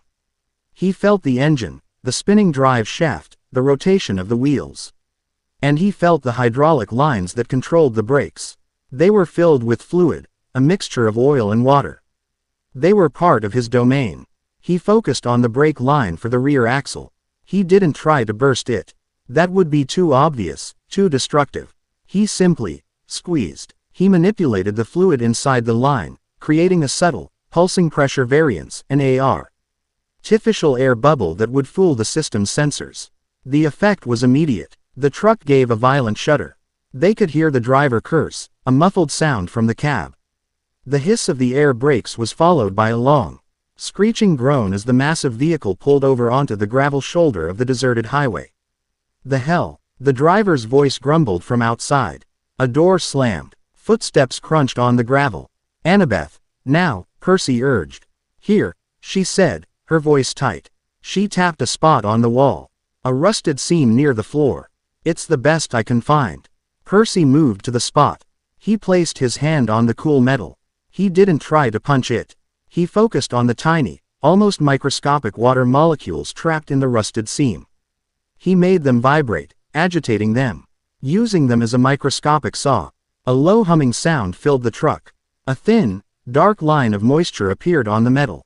With a final push of his will, he forced a single, high-pressure jet of water, no thicker than a hair, through the weakened seam. It sliced through the remaining metal with a sharp hiss. He pulled the newly cut flap of metal open, creating a hole just large enough for them to squeeze through. Go, he said to Grover. Get some distance. Grover scrambled out without a second thought, disappearing into the desert night. Annabeth followed, her movements quick and efficient, but she paused. Looking back at him, Percy, I'll be right there, he said. Go. She disappeared. Now he was alone with the animals. He moved to the cages, the driver's curses still audible from the front of the truck. He didn't need to cut these locks. They were simple, mechanical things. He could feel the pins and tumblers inside. With a flick of his wrist, a thin tendril of water snaked from his palm, entered the keyhole of the zebra's cage, and arranged the pins into the correct position. The lock clicked open. He swung the door wide. The zebra stared at him, its dark eyes wide with a mixture of fear and hope. He reached out and placed a hand on her muzzle. He didn't send words, but feelings. Grass, water, open sky, run, be free. The zebra shuddered, then bolted from the truck, a silent, striped ghost vanishing into the vast, moonlit expanse of the Nevada desert. Next, the antelope. The lock clicked open just as easily. A feeling of safety, mountains, high places, and the antelope was gone. Its desperate flight a frantic, bounding dance. Finally, he stood before the lion. He opened the cage door. The great beast rose slowly, its albino fur almost glowing in the dim light. It was weak, malnourished, but the embers of its kingly spirit were stirring. It looked at Percy, not with gratitude, but with an expression of profound, regal acknowledgement. It was a meeting of equals. Percy didn't send feelings of comfort. He sent a single, powerful image. The lion, standing on a high rock, its roar echoing across a vast, sun-drenched kingdom. Reclaim your throne. The lion let out a low, rumbling growl that was not a threat, but a promise. It padded out of the truck, its movements still stiff, but with a new, rediscovered purpose. It paused at the edge of the darkness, looked back at Percy one last time, then vanished into the night. The king was free. Percy slipped out of the truck and melted into the shadows, leaving the bewildered driver to discover the open, empty cages. He caught up with Annabeth and Grover a quarter-mile down the road, two small figures huddled in the immense, silent desert. Annabeth turned on him the moment he arrived, her voice a furious, terrified hiss. Do you have any idea what you've just done? We're in the middle of nowhere. We have no ride, no supplies, and now we're fugitives. You risked the entire quest, Percy. For what? For a principle, for a voice in a dream. I will not be a jailer, Percy said, his voice quiet but unyielding, echoing the law he had made for himself. He looked out at the vast, empty desert, where 3 lives were now running free under the stars. That's what separates us from them. From the gods. And from him. She stared at him, her anger warring with the unshakable certainty she saw in his eyes. He had made an impossible, illogical, reckless choice. And in the starlight, surrounded by the silent, ancient majesty of the desert, she couldn't find it in her heart to tell him he was wrong. They walked for what felt like hours, the silence broken only by the crunch of their feet on the gravel. Then, on the horizon, a new star began to grow. A smudge of light that slowly, impossibly, resolved into a sprawling, glittering carpet of neon and electricity. It was a city that had no right to exist, a man-made constellation in the middle of the wasteland. Las Vegas. Exhausted, thirsty, and emotionally drained, they were drawn toward it like moths to a flame. As they reached the outskirts, the first building they came to was a massive, opulent hotel that seemed to rise out of the desert like a mirage. The sign, in glowing, cursive neon, read, "The Lotus Hotel and Casino." A doorman in a crisp, white uniform smiled at them, his expression one of serene, timeless welcome. He didn't seem to notice that they were three filthy, exhausted children who had just walked out of the desert. "Welcome," he said, his voice as smooth as velvet. "You look tired. We have rooms, food, games, everything you could ever want. Come inside. You can rest for as long as you like." The glass doors slid open with a soft hiss, and a wave of cool, perfectly conditioned air washed over them. It smelled faintly of lotus flowers and clean linen. From inside, they could hear the gentle chime of slot machines, the murmur of happy voices, and soft, relaxing music. It was an oasis, a sanctuary. Percy looked at Annabeth. He looked at Grover. He saw the bone-deep weariness in their eyes, the desperate need for a moment of peace. The weight of the quest, the memory of the monsters, stench of the truck, it all seemed to recede, pushed back by the promise of this perfect, welcoming place. He took a step inside. The air was cool on his skin. The sounds were a balm to his frayed nerves. He felt the tension in his shoulders begin to melt away. This place, it felt safe. It felt good. It was the most dangerous trap they had yet encountered. Chapter 8 End. Chapter 9. The Gilded Cage. The first breath Percy took inside the Lotus Hotel was an act of surrender. The air, cool and kissed with the scent of night-blooming flowers, seemed to physically wash the grit of the desert from his lungs and the weariness from his bones. A profound, bone-deep sense of relief settled over him, so potent and immediate it was like a drug. The weight of the quest, the paranoia of betrayal, the cold, hungry power coiled in his gut, it all just receded. It became a distant hum, a problem for another day, for another lifetime. "Your room cards, sirs, and madam," the doorman said, his smile never faltering. He handed them 3 sleek, silver plastic cards. They hadn't even checked in. "The silver suite is ready for you. Anything you desire, at any time. The games are complimentary. The food is endless. Please, enjoy your stay." They were swept along by a current of serene hospitality.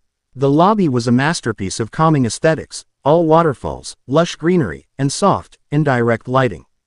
The gentle, ambient music was a melody that seemed to untie knots in his muscles he didn't even know he had. People drifted past, their faces slack with a placid, unburdened happiness. They were playing games, eating, talking. But there was no urgency, no stress. It was a snapshot of a world without deadlines, a world without war. Grover was the first to be completely lost. His eyes, which had been wide with the trauma of the caged animals, now took on a glazed, blissful look. "They have an all-you-can-eat enchilada bar," he whispered in reverent awe. "And, is that a nature documentary channel with smell-o-vision?" He drifted away toward a bank of high-definition screens showing a lush, vibrant forest, so real Percy could almost feel the humidity. Annabeth, ever the strategist, held on a little longer. "Percy, something's not right," she murmured, but her voice lacked its usual sharp edge. Her gray eyes, normally so analytical, were captivated by the architecture, the perfect load-bearing arches, the impossible, floating staircases. The engineering here, it defies conventional physics. "It's beautiful. It's a hotel, Annabeth," Percy said, his own voice sounding thick and slow. "We're just tired. Let's just rest. For a little while." That was the hook. Just for a little while. The silver suite was less a room and more a sprawling apartment that belonged in a magazine for billionaires. It had a panoramic view of the glittering Las Vegas Strip, a fully stocked kitchen with every snack food imaginable, and beds with sheets so soft they felt like clouds. Annabeth was immediately drawn to a desk with a state-of-the-art computer, its screen glowing with the logo for a sophisticated 3D architectural design program. Grover found a gaming system the most realistic virtual reality nature simulator he had ever seen. Percy found a couch that seemed to mold itself perfectly to his body. He sank into it, and for the first time since his mother had dissolved into golden light. The cold vacuum in his chest felt smaller, less raw. The television had 1,000 channels. He flipped through them, his mind blissfully, wonderfully empty. The hours melted into a seamless, pleasant haze. They ate pizza at 3 a.m., played laser tag in a massive, multi-level arena at dawn, and swam in a pool that snaked through the entire hotel complex. Annabeth, H showed Percy a breathtakingly complex 3D model of a new, perfectly redesigned Mount Olympus she had built. Grover introduced them to a virtual reality satyr who gave him tips on how to play Megadeth on his reed pipes. No one talked about the quest. No one mentioned the solstice. Los Angeles was a forgotten word, a myth from another, more stressful world. Percy found his own personal heaven in the hotel's main arcade. It wasn't just the games. It was a specific section in the back, away from the loud, flashy racing simulators and first-person shooters. It was a series of sleek, black pods with a single silver inscription, Deus Ex Machina. God from the machine. He sat in one. The pod hummed to life, a visor sliding down over his eyes, and the world dissolved. He wasn't in an arcade anymore. He was floating in a void. A disembodied consciousness. A voice, calm and genderless, spoke in his mind. Scenario selection. Tsunami. Difficulty. Global. Objective. Mitigate coastal damage. Begin. Below him, a perfect, photorealistic simulation of Earth appeared. He saw a massive, sub-oceanic earthquake trigger off the coast of Japan. He saw the wave, a monstrous ripple of energy, begin its race toward the continents. He didn't have a controller. He just had his will. He reached out, not with his hands, but with that part of him that commanded the sea. He felt the simulated water, a perfect echo of the real thing. He raised a hand, and deep trenches formed in the ocean floor, redirecting the bulk of the wave's energy. He created massive, offshore whirlpools to dissipate its momentum. He raised undersea barriers to shield the coastlines. It was effortless. It was pure control. The power that was so difficult and draining to wield in the real world was, here, as easy as breathing. He saved the world in 12 minutes. Scenario complete, the voice said. Rating. Perfect. New scenario. Hostile takeover. Objective. Pacify armed insurgents in a dense urban environment. He played for hours. He stopped armies with perfectly controlled water prisons. He dismantled complex machines by manipulating the water in their hydraulic systems. He even began to experiment with that other, darker power. In a scenario involving a plague, he found he could reach into the simulated bodies, feel the life force of the virus, and simply unravel it. He could heal, he could build, he could destroy, all with a thought. The game learned from him, adapted to his unique abilities, creating more and more complex challenges for him to solve. It was a perfect, frictionless world where his power was not a terrifying secret, but a celebrated, god-like tool. It was intoxicating. It was everything he craved. Order, control, and victory, without the messiness of morality or consequence. He was a king, a god. This was his throne. Days bled into one another. He lost track of how many scenarios he'd completed. He vaguely remembered eating, sleeping, seeing Annabeth and Grover, their faces equally slack with a blissful contentment. The world outside the hotel ceased to exist. The quest was a dream. His mother was a fading photograph. The only thing that was real was the cool, satisfying hum of the game pod as it presented him with another world to command. The change was subtle, a slow, creeping dissonance that started at the very edge of his perception. At first, he dismissed it. It was a flaw in the simulation, a bug in the code. He was in a scenario where he was trying to stop a runaway nuclear reactor from melting down. He reached into the system, feeling the flow of heavy water in the cooling pipes. He commanded it to change its density, to absorb more heat. The system responded perfectly, too perfectly. In the real world, water had impurities. It had its own stubborn will, a wildness he had to fight to control. This water was sterile, uniform, utterly and completely obedient. It felt hollow. He pushed the feeling aside and completed the scenario. But the dissonance remained. He left the game pod. The pleasant haze of the hotel's atmosphere seeming, for the first time, a little too thick, a little too sweet. He walked through the casino. He saw a man hit a jackpot.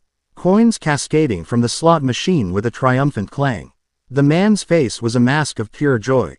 Percy reached out with his senses, the way he had with the lion, to feel the man's happiness. And he found nothing. There was a surface-level ripple of pleasure, but underneath it, the man's life force was blank. It was a smooth, placid lake with no depth. There was no history, no worry, no complexity. It was the energy signature of a doll, not a human being. Percy's blood ran cold. The blissful haze in his mind began to thin, shredded by a sudden, sharp spike of ice-cold dread. He looked around, truly looked. For the first time in days. He saw the smiling waitresses, the happy gamblers, the laughing children. And he extended his senses to all of them. Blank. All of them. Simple, placid, happy loops of energy.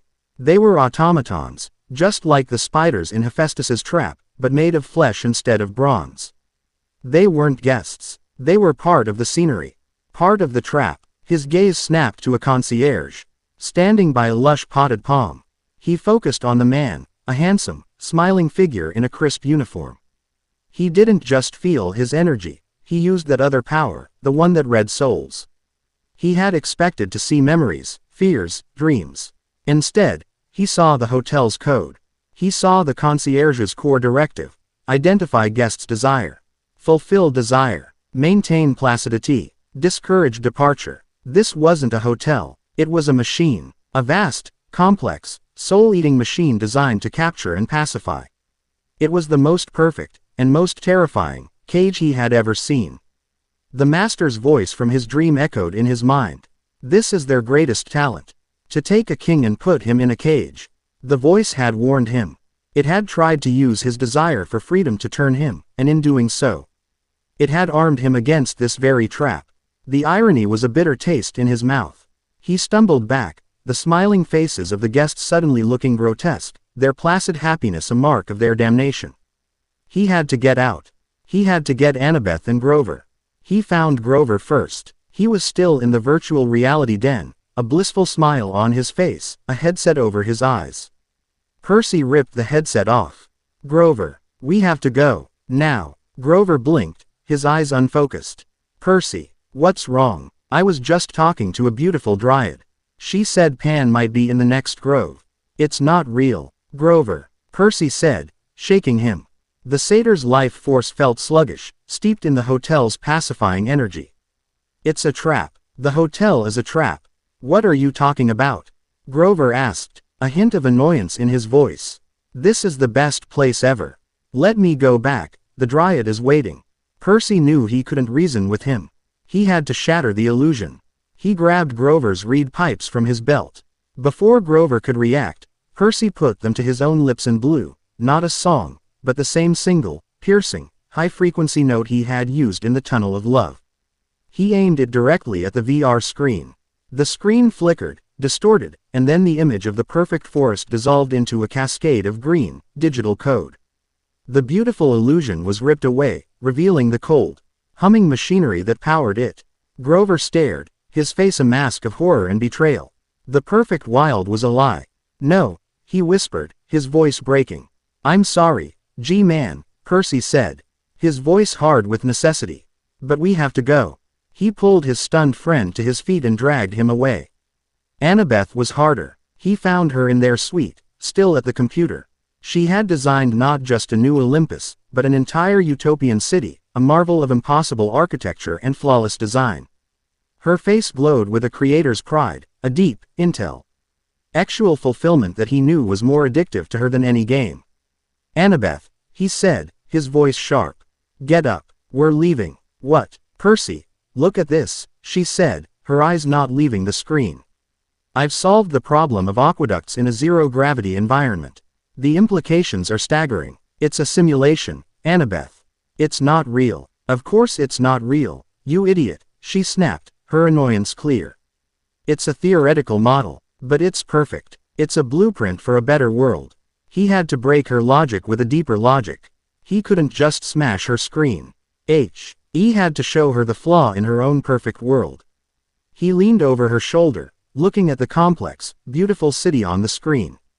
You're right, he said, his voice quiet. It's perfect. And that's the problem. He pointed to a magnificent, soaring tower. That cantilever, what's its tensile strength? It's theoretically infinite, she said, frowning. And the materials, what's their stress tolerance? Flawless. There are no microfractures. Exactly, he said, his voice driving the point home like a nail. It's a world without flaws. A world without challenges. A world where you Never have to solve a real problem again, because the system gives you all the answers. Your mother, the goddess of wisdom and battle strategy, she would hate this place. There is no wisdom here, Annabeth. Only addiction. It's a beautiful cage, but it's still a cage. His words, echoing Hephaestus's own, cut through the lotus's haze. The sleepy contentment in her eyes was replaced by a dawning, horrified clarity. The architect looked away from her perfect blueprint and saw the bars of her prison. She slammed the laptop shut. How long have we been here? She whispered, her face pale. I don't know, Percy admitted. Days. They ran. They fled the suite, Percy practically dragging a still disoriented Grover. As they raced through the casino, the blank, smiling faces of the automatons turned to follow them. Their expressions unchanged but their eyes suddenly seeming cold, watchful. The pleasant, ambient music seemed to take on a menacing, discordant edge. The doorman stood at the entrance. His serene smile now looking like a predator's grin. Leaving so soon? He asked, his voice still smooth as velvet. But the fun is just beginning.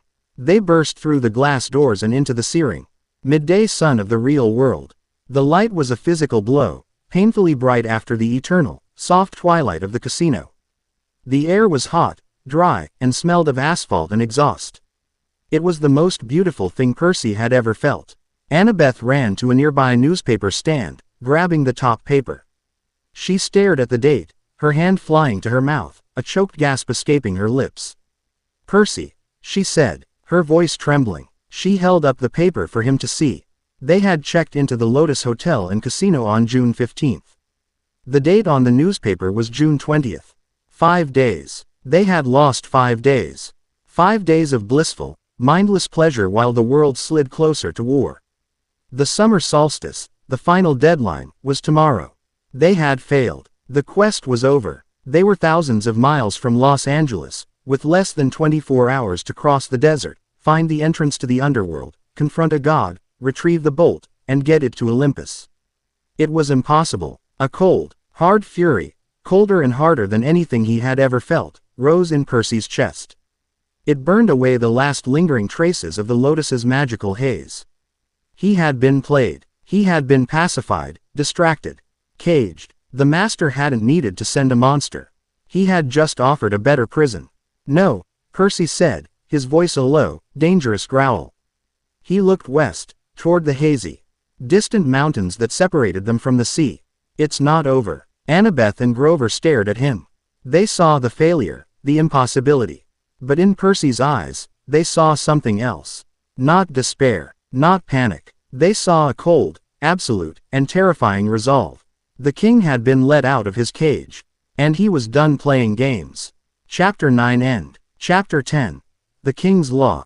The fury in Percy's chest was not a hot, explosive rage. It was a block of interstellar ice. The Lotus Casino hadn't just stolen his time, it had stolen his agency. It had taken his drive, his grief, his very purpose.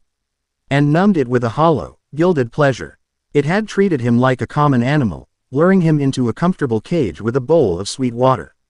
And now, standing under the brutal, honest sun of the Nevada desert, the king was not only free, he was insulted. Impossible, Annabeth was muttering, her face ashen as she stared at the date on the newspaper. It's over. We failed. The solstice is tomorrow at sunset. In Los Angeles. We'd need to fly, and Zeus would blast us out of the sky. We're not flying, Percy said. His voice was so quiet, so devoid of panic, that it cut through Annabeth's rising hysteria and Grover's terrified whimpers. He turned his back on the glittering mirage of the Lotus Hotel and faced west. The desert stretched out before them, a vast, shimmering expanse of heat and rock.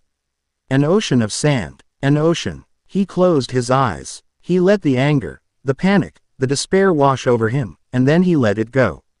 Those were the emotions of a pawn. He needed the cold, clear focus of a player. He reached down, deep past the surface of the earth, extending his senses in a way he never had before. He ignored the heat, the sand, the rock. He searched for water. He found it. Not just a small, isolated oasis. He found the Great Basin Aquifer, a vast, subterranean sea, an ancient and powerful network of underground rivers flowing silently beneath the desert floor. It was a secret. Sleeping giant, a hidden circulatory system of the continent. And it was his domain. He opened his eyes. We're not going around the desert, he said, a strange, terrifying light in his eyes. We're going through it, and the desert is going to give us a ride. Percy, what are you talking about? Grover bleated. Are you getting heatstroke? He didn't answer. He walked a few paces away from them, to a spot where the ground was flat and sandy. He took a deep breath, and then he stomped his foot. Once. It wasn't a physical act of force. It was an act of command. A summons. For a moment, nothing happened. Then, the ground trembled. A dark, wet patch appeared in the sand at his feet. It grew, widening, as a low, rumbling groan came from deep within the earth. A geyser of pure, cold water, thick as a tree trunk, erupted from the desert floor, shooting 50 feet into the air with a roar that was a challenge to the silent, blazing sky. Annabeth and Grover stared, speechless. As Percy stood in the expanding puddle at the base of the geyser, completely dry, the water parting around him.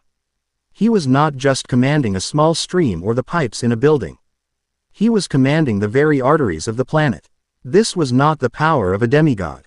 This was the power of a god. The ride is here, Percy said, his voice calm. He looked at the geyser, not as a random eruption, but as a tool. He raised his hands, and the single, massive column of water split, weaving itself into a new shape. It formed a boat, a long, sleek, 30-foot-long speedboat, made entirely of churning, pressurized water, held together by nothing but his absolute, unwavering will. It hovered a few inches above the ground, humming with a contained, terrifying power. Get in, he said. They scrambled into the watery vessel, their feet sinking slightly into the dense, liquid floor. It felt solid and yet fluid, a paradox held in existence by the sheer force of Percy's concentration. He stood at the prow, his body language that of a captain on the bridge of his ship. He pointed a hand west. Hold on, he warned. The water boat didn't lurch forward.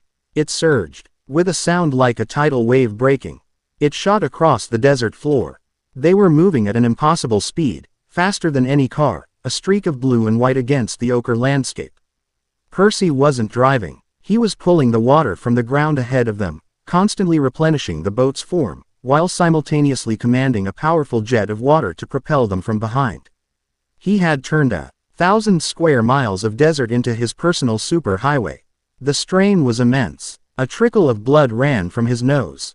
The muscles in his jaw were clenched so tight they looked like they were carved from stone. He was pushing his power, both the seas and the abysses, to its absolute limit. The abyss gave him the focus, the cold, ruthless control to manage the intricate, godlike task. The sea gave him the raw material. He was burning his life force like fuel, but he didn't care. The rage was a cold fire that drove him on. They had tried to cage him. He would show them what true, untamed power looked like. They arrived on the outskirts of Los Angeles in the late afternoon, the sun a molten ball of gold beginning its slow descent toward the Pacific. The water boat dissolved beneath them, sinking back into the earth as if it had never been. Percy staggered, his legs buckling. Annabeth caught him, her face a mixture of terror and awe. Percy, your nose. He wiped the blood away with the back of his hand. His breathing ragged. The expenditure of power had left him feeling hollowed out, but his eyes were still burning with that cold, relentless fire. I'm fine, he lied. Where to, Annabeth? Where's the entrance? Quote. She was shaken, but her strategic mind clicked back into gear. My research. Most of the myths point to a place where the veil between worlds is thin. A place of illusions and lost souls.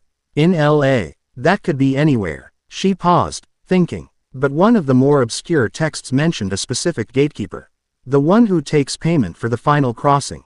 Surrounded by the ghosts of 1,000 broken dreams. Her eyes widened. It's not a cave or a temple. It's a business. DOA Recording Studios.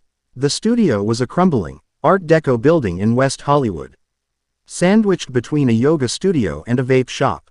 The lobby was decorated in a deliberately morbid style, with skeleton-themed furniture and eerie, atonal music drifting from hidden speakers. The receptionist was a tall, gaunt figure in a long, black Italian suit. His skin was so pale it was almost translucent, and his eyes, hidden behind dark glasses, seemed to suck the light out of the room. He didn't look up from his magazine. Name? He asked, his voice a dry, bored whisper. We have an appointment with Lord Hades, Percy said, stepping forward. The receptionist, Karen, finally looked up. A faint, cruel smile touched his lips. Funny, you don't look dead. Annabeth and Grover started to reach for their money, the golden drachmas Chiron had given them. But Percy held up a hand, stopping them. He wasn't here to bribe a ferryman. He met Karen's gaze, and he let the abyss look out of his eyes. He didn't threaten. He didn't command. He just saw. He saw the eons of boredom, the crushing, endless monotony of a job that never changed. He saw the bitter resentment of a minor god trapped in a service industry role, watching souls pass on to a destiny he could never have. But beneath it all, he saw a single, burning desire. The desire for something new. For a story to tell. You're bored, Karen, Percy said, his voice quiet. You've seen heroes and kings and villains. They all offer you the same thing. Gold, threats. Please, we're offering you something different. A front row seat. The god of war is involved. A conspiracy is shaking Olympus. The Lord of Time is stirring in his prison. This isn't just another quest. This is the opening act of a new war of the gods. The kind of story they'll be telling for the next 3,000 years. All you have to do is let us on the boat. Karen was silent. He slowly took off his sunglasses. His eyes were empty sockets, filled with a swirling, cosmic darkness. He studied Percy, not as a customer, but as a phenomenon. You are not like the others. He hissed, the same words Hephaestus had used. A slow, skeletal grin spread across his face. Very well, your passage is paid. Don't say I never did anything for you. The boat is downstairs. They descended into a dark, subterranean dock. The river Styx was a black, oily ribbon of water that seemed to absorb all light and hope. The boat ride was a journey to harrow the collective misery of every soul that had ever made the crossing. But Percy felt a strange affinity for it. It was a river of endings, and he was beginning to understand that to create something new, you first had to be willing to unmake the old. The shores of the underworld were a vast, gray plain of asphodel, populated by the fluttering, mindless shades of the dead. In the distance, a massive, three-headed dog, so large it blotted out the horizon, stood guard. Cerberus. Grover whimpered. Annabeth pulled a red rubber ball from her pack, a trick she'd learned from her research. But as the great beast turned its fiery eyes upon them, its growl shaking the very foundations of the world, Percy stepped forward. He didn't see a monster. He saw the lion in the cage, magnified 1,000 times. He saw a lonely, powerful creature, chained for eternity to a thankless task. He extended his senses, and he felt the beast's singular, crushing emotion. It wasn't anger. It was an infinite, soul-deep boredom. He didn't throw the ball. He raised a hand, and from the black, stagnant water of the Styx, he pulled a single, perfect sphere of liquid. It hovered in the air before him. He didn't command it to attack. He made it dance. It swirled, it spun, it morphed from a ball to a bird to a miniature, watery copy of Cerberus itself. It was a toy, a distraction, a moment of novelty in an eternity of sameness. All three of Cerberus's heads tilted, their growls fading into curious whines. The watery toy danced over to the great beast, and one of the massive heads gently nudged it with its nose. The other two heads began to playfully snap at it. For the first time in millennia, the guardian of the underworld was playing. Percy walked past the distracted beast, Annabeth and Grover following in his stunned wake. He hadn't tamed the monster. He had simply understood it. Hades's palace was a fortress of polished black obsidian, a monument to regal despair. The king of the UNDER world sat on his throne of fused skeletons, his helm of darkness, a crown that radiated pure terror, resting on his head.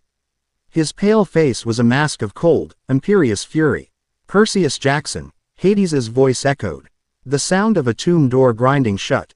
You dare enter my realm, accused of being a thief, when you yourself are the son of the true culprit.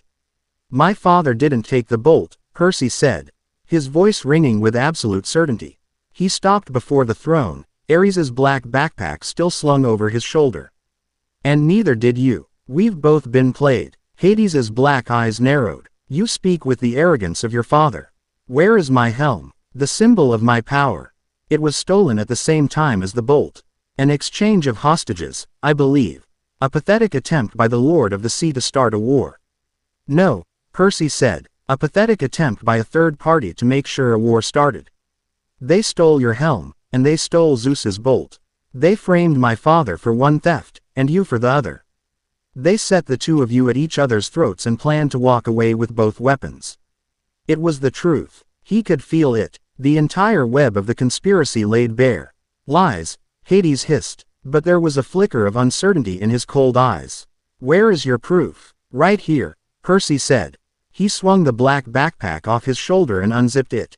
He reached inside and pulled out not a weapon, but the master bolt itself. It was a 2-foot-long cylinder of celestial bronze, crackling with a white-hot, contained hurricane of power. It hummed in his hand, a weapon of unimaginable destruction. And it had been in his possession all along.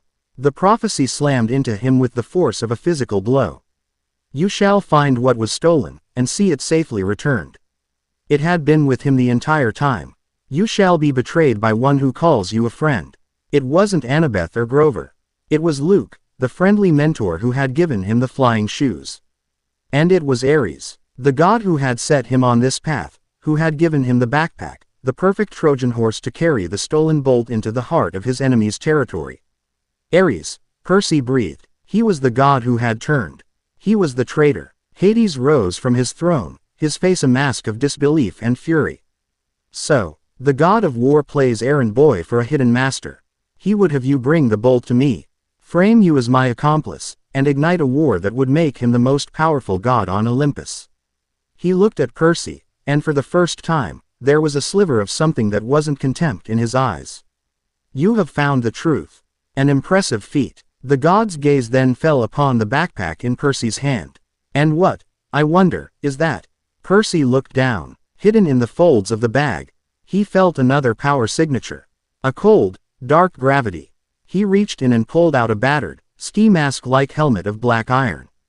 Hades's helm of darkness. He has my helm, Hades whispered, his voice trembling with a sudden, possessive hunger. I have the bolt, Percy countered, his mind racing, formulating the final, desperate gambit. And I have your helm. I will see the bolt return to Zeus. That is my quest. But your helm, that requires a new bargain. You dare bargain with me? Hades roared. I do, Percy said, his voice unflinching.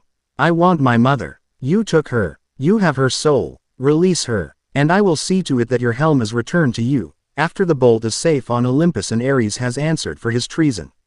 Hades was silent. He looked at the bolt in Percy's hand, a weapon that could challenge his own power. He looked at the helm, the symbol of his kingship, so close and yet so far. And he looked at the boy, this impossible, arrogant son of his hated brother. The laws of the underworld are absolute, Hades said, his voice a low, final rumble. A soul for a soul. You wish to take one from my kingdom. Then one must be left in its place. You, or one of your friends. The final prophecy. And you shall fail to save what matters most, in the end. Percy looked at Annabeth, her face pale with terror. He looked at Grover, who was trembling but trying to stand tall. He could not sacrifice them. He could not sacrifice himself. The world needed him to stop the war. And his mother, she would never forgive him if he chose her life over the fate of the world.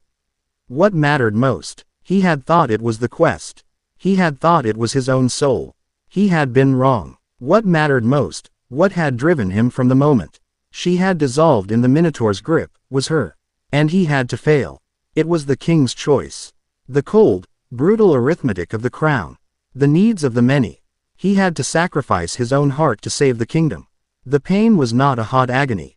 It was a cold, silent implosion, the vacuum in his chest becoming a black hole, crushing everything inside him.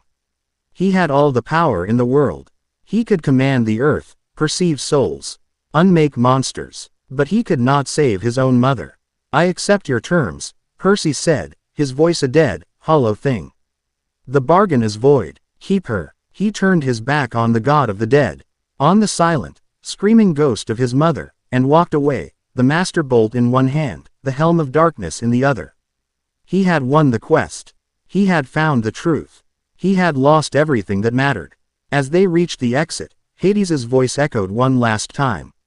Son of Poseidon, when you face the god of war, give him my regards. They emerged from the underworld back into the garish, oblivious world of Los Angeles. The sun had set. The solstice was over. The deadline had passed. Annabeth looked at him, her eyes full of a grief that mirrored his own.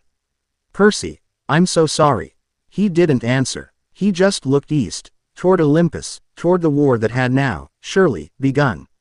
He had the bolt. He had the helm. He had the truth. But he was too late.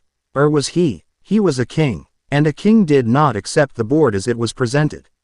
A king overturned it. He looked at Annabeth, at Grover, and the cold, dead hollowness in his chest was filled once more with that icy, absolute resolve. He had failed to save his mother.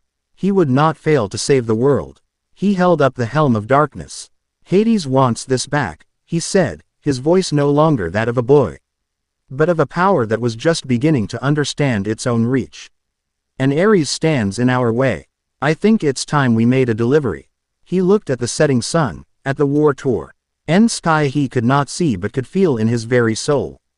The quest is not over, he declared, his voice ringing with the weight of a new, self-made law. It has just begun. Chapter 10 End.